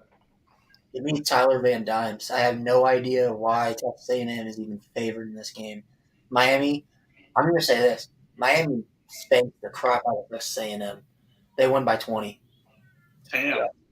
If they do that, that's a real statement right there. Yeah, I expect them to have a great showing at Yale practice tonight, though. Hopefully nothing goes. Oh, and then of course Texas A&M, they'll get plenty of practice deleting that from the internet. It's gonna be a clean sweep for Miami. Surprisingly, Miami takes it. Texas A&M. I think they're just gonna shoot themselves in the foot. Their quarterback is not very good. And out the rankings, A&M will go. Exactly. And Miami, I wouldn't be surprised because of that. They'll be inside like the top 10 next week. When people will say that now we're to we have a few other games, but we are to our personal teams. So Ryan will go last because this is Notre Dame. We have Cal at Notre Dame. So this game is actually 11.5 now. Oh, yeah. I actually just put some money on it today. I like Notre Dame in this one. Me too. I like Notre Dame in this one. You think they get back on track? I think the problem is the track they're on is a non-off. Like, They haven't I been think on track, to be fair. That's what I'm saying. I think they get on track this game, and I think Cal's a good opponent to do that. I think they've got to score some points. So basically, after they lost to Ohio State, the train was off the track, and then they lost to Marshall, so it rolled down like 3 or 4 hills. No. Ohio State, only the engine came off the track. After that, against Marshall, the entire train derailed. Okay, the entire train, and including the caboose. Not the caboose there, huh? Exactly. All right. So you guys are both going Notre Dame? For sure. Yes. Are you taking the points or no? I got to know. I sure did. In other words, Cal is going to blow them out. Because I took Notre Dame's points, they hate me. So All right. I was letting the Notre Dame guys know that what's going on here in Baton Rouge when I took them, and Cal will blow them out. But yeah, I'm taking Notre Dame for the time being. Hey, you know what? I said this earlier, and I'm sticking to it. Give me Cal until Notre Dame wins a game and proves that they can win. He's willing to sacrifice a point So, just give to me prove Cal. Give me the Golden Bears, the Fighting Marshawn Lynches. I respect that. The Fighting Marshawn Lynches. Yeah, both Ryan, you were supposed to go last, but both me and Lucas are taking Notre Dame as well. See, this is gonna screw me because now it's like I took Cal, and now Notre Dame's gonna somehow win by like 30 points. Yeah, and we're all gonna gain. No, that's what I was saying. You're sacrificing a point against Notre Dame. Get your team a win. That's honorable. Yeah. Let's do Lucas. Let's do Lucas's next instead. Okay. We have BYU at Oregon. BYU is 12th. Oregon is now back in the top 25 at 25. Oregon's a 3.5 point favorite. Go ahead. I'll take BYU. I was super high on Oregon. I thought the defense was going to be legit with Dan Lanning being the head coach. I don't think they're not legit. I don't think they're legit enough to keep up with BYU. I think BYU wins this game and cracks the top 10, along with Miami, like you were saying a little bit earlier, Connor. I'm going to take Oregon in this game. I actually think BYU is a lot better than I gave them credit for early in the season. But I think Oregon's hungry. And here's the thing with Dan Lanning. He can't afford to lose this game right now. The last thing you want to do when moving from a national champion school to another Power 5 school that's pretty usually atop their conference, is to start your career 1-2, like Marcus Straight. But hey, we're not even 1-2, man. We're 0-3. Come on, man. You're 0-2 right now. But yeah, I think Dan Lanning's got to win this game, and I think they will. Okay, I'm going BYU. Dan Lanning, you're starting your career 1-2. So give me the Cougars, the Fighting Zach Wilsons. The Cougar Hunters, man. The MILF Hunters. The MILF Hunters. I can understand where he got that from because he played for the Cougars, actually. Right. So wait, are we saying are the Oregon players' moms safe for this game? I'm Like, not. I'm going to be out there for my damn self. definitely. Lucas, of course, is taking his Oregon Ducks until proven otherwise.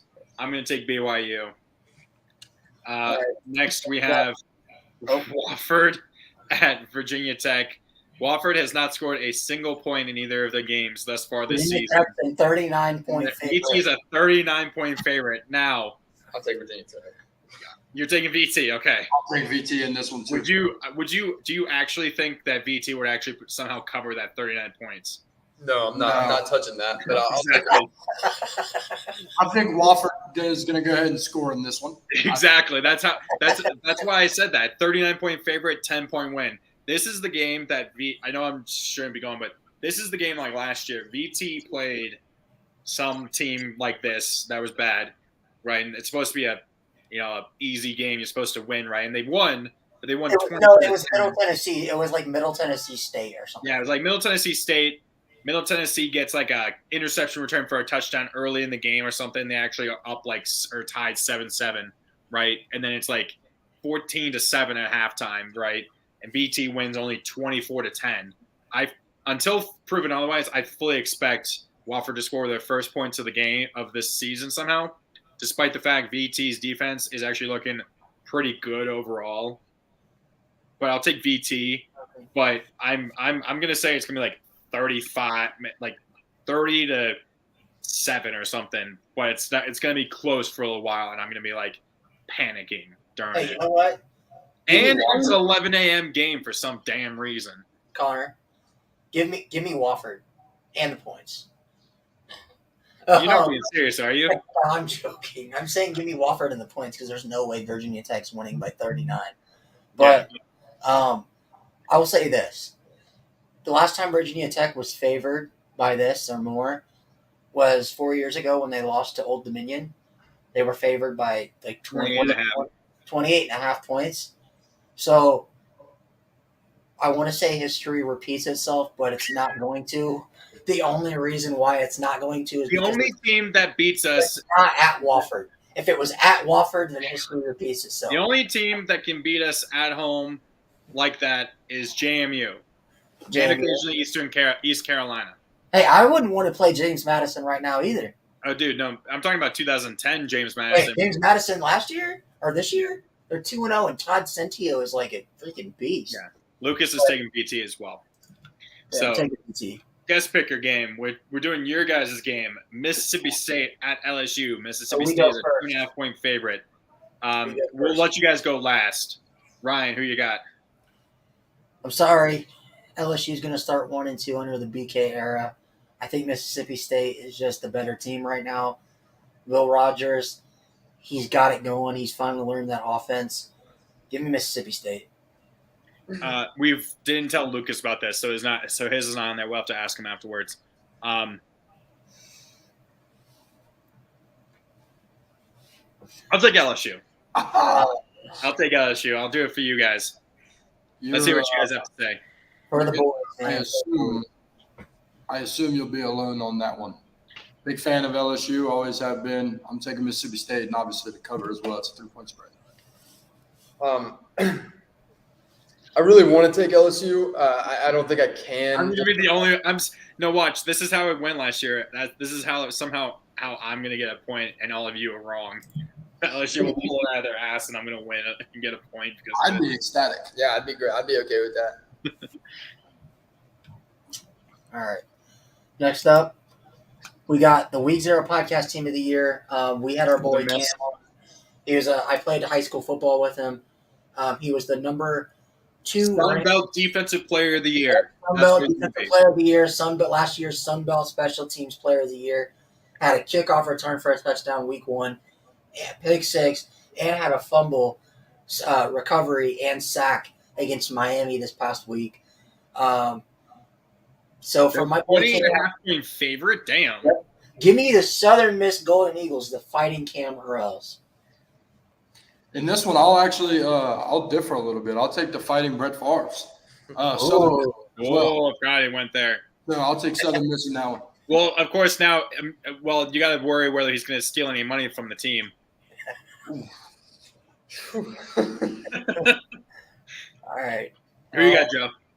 Yeah, I'll take Southern Miss. Okay. And both it's a clean sweep for Southern Miss. Lucas and I both take them.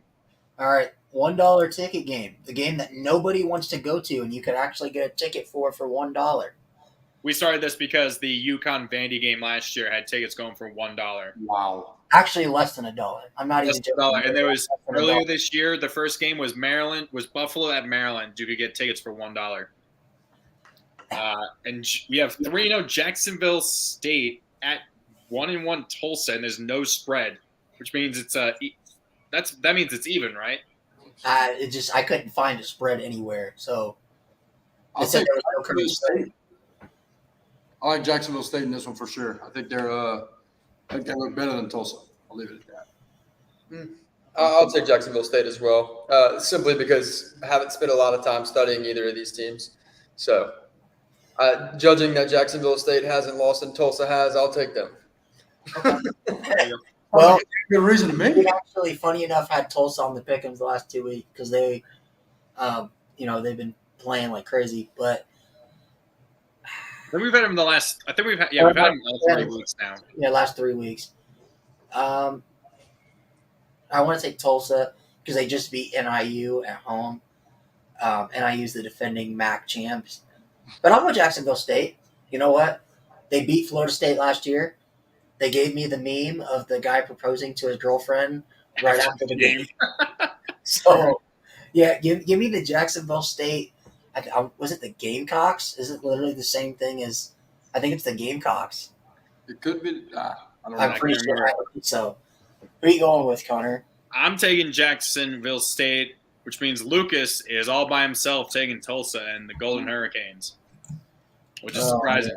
And now we're gonna do 2 more games because since we're now doing Fridays, there's BT plays next Thursday, West Virginia at Virginia Tech.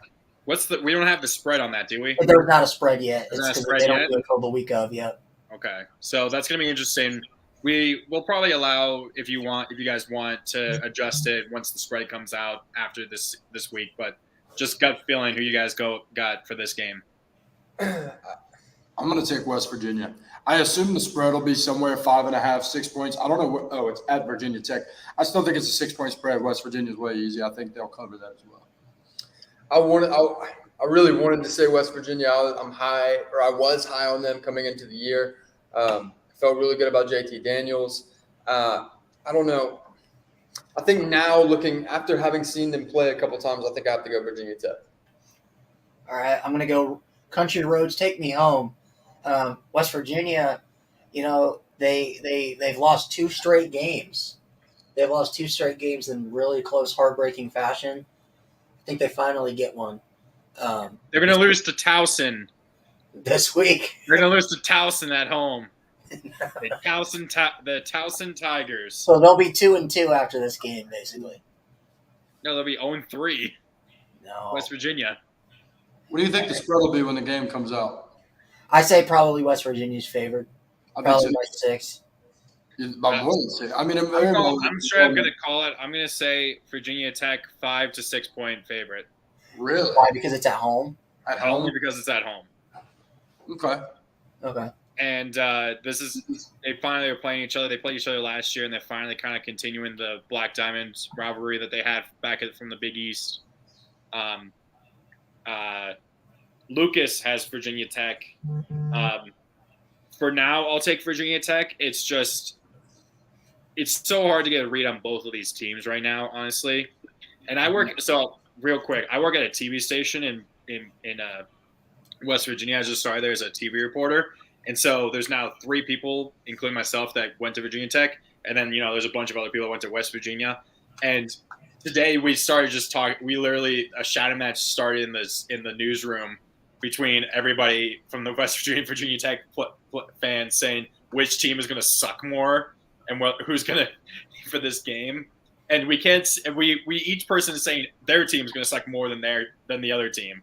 So that's yeah, it's like we're our own masochistic tendencies towards our teams. Like like I said, same thing with the Watford game. I fully expect that Watford's going to score their first points of the season this game somehow, right? And I would not be surprised if Virginia Tech loses this game, but I also wouldn't be surprised if they somehow win it because, for one, it's a night game at home on Thursdays, which is like Virginia Tech has kind of made Thursday nights their thing back since Beamer was there, because most teams didn't want to play Thursday nights, and VT was like, sure, we'll take it, and just that's kind of how they built up their brand a little bit. And night games are pretty tough at Virginia Tech, despite how bad they've been.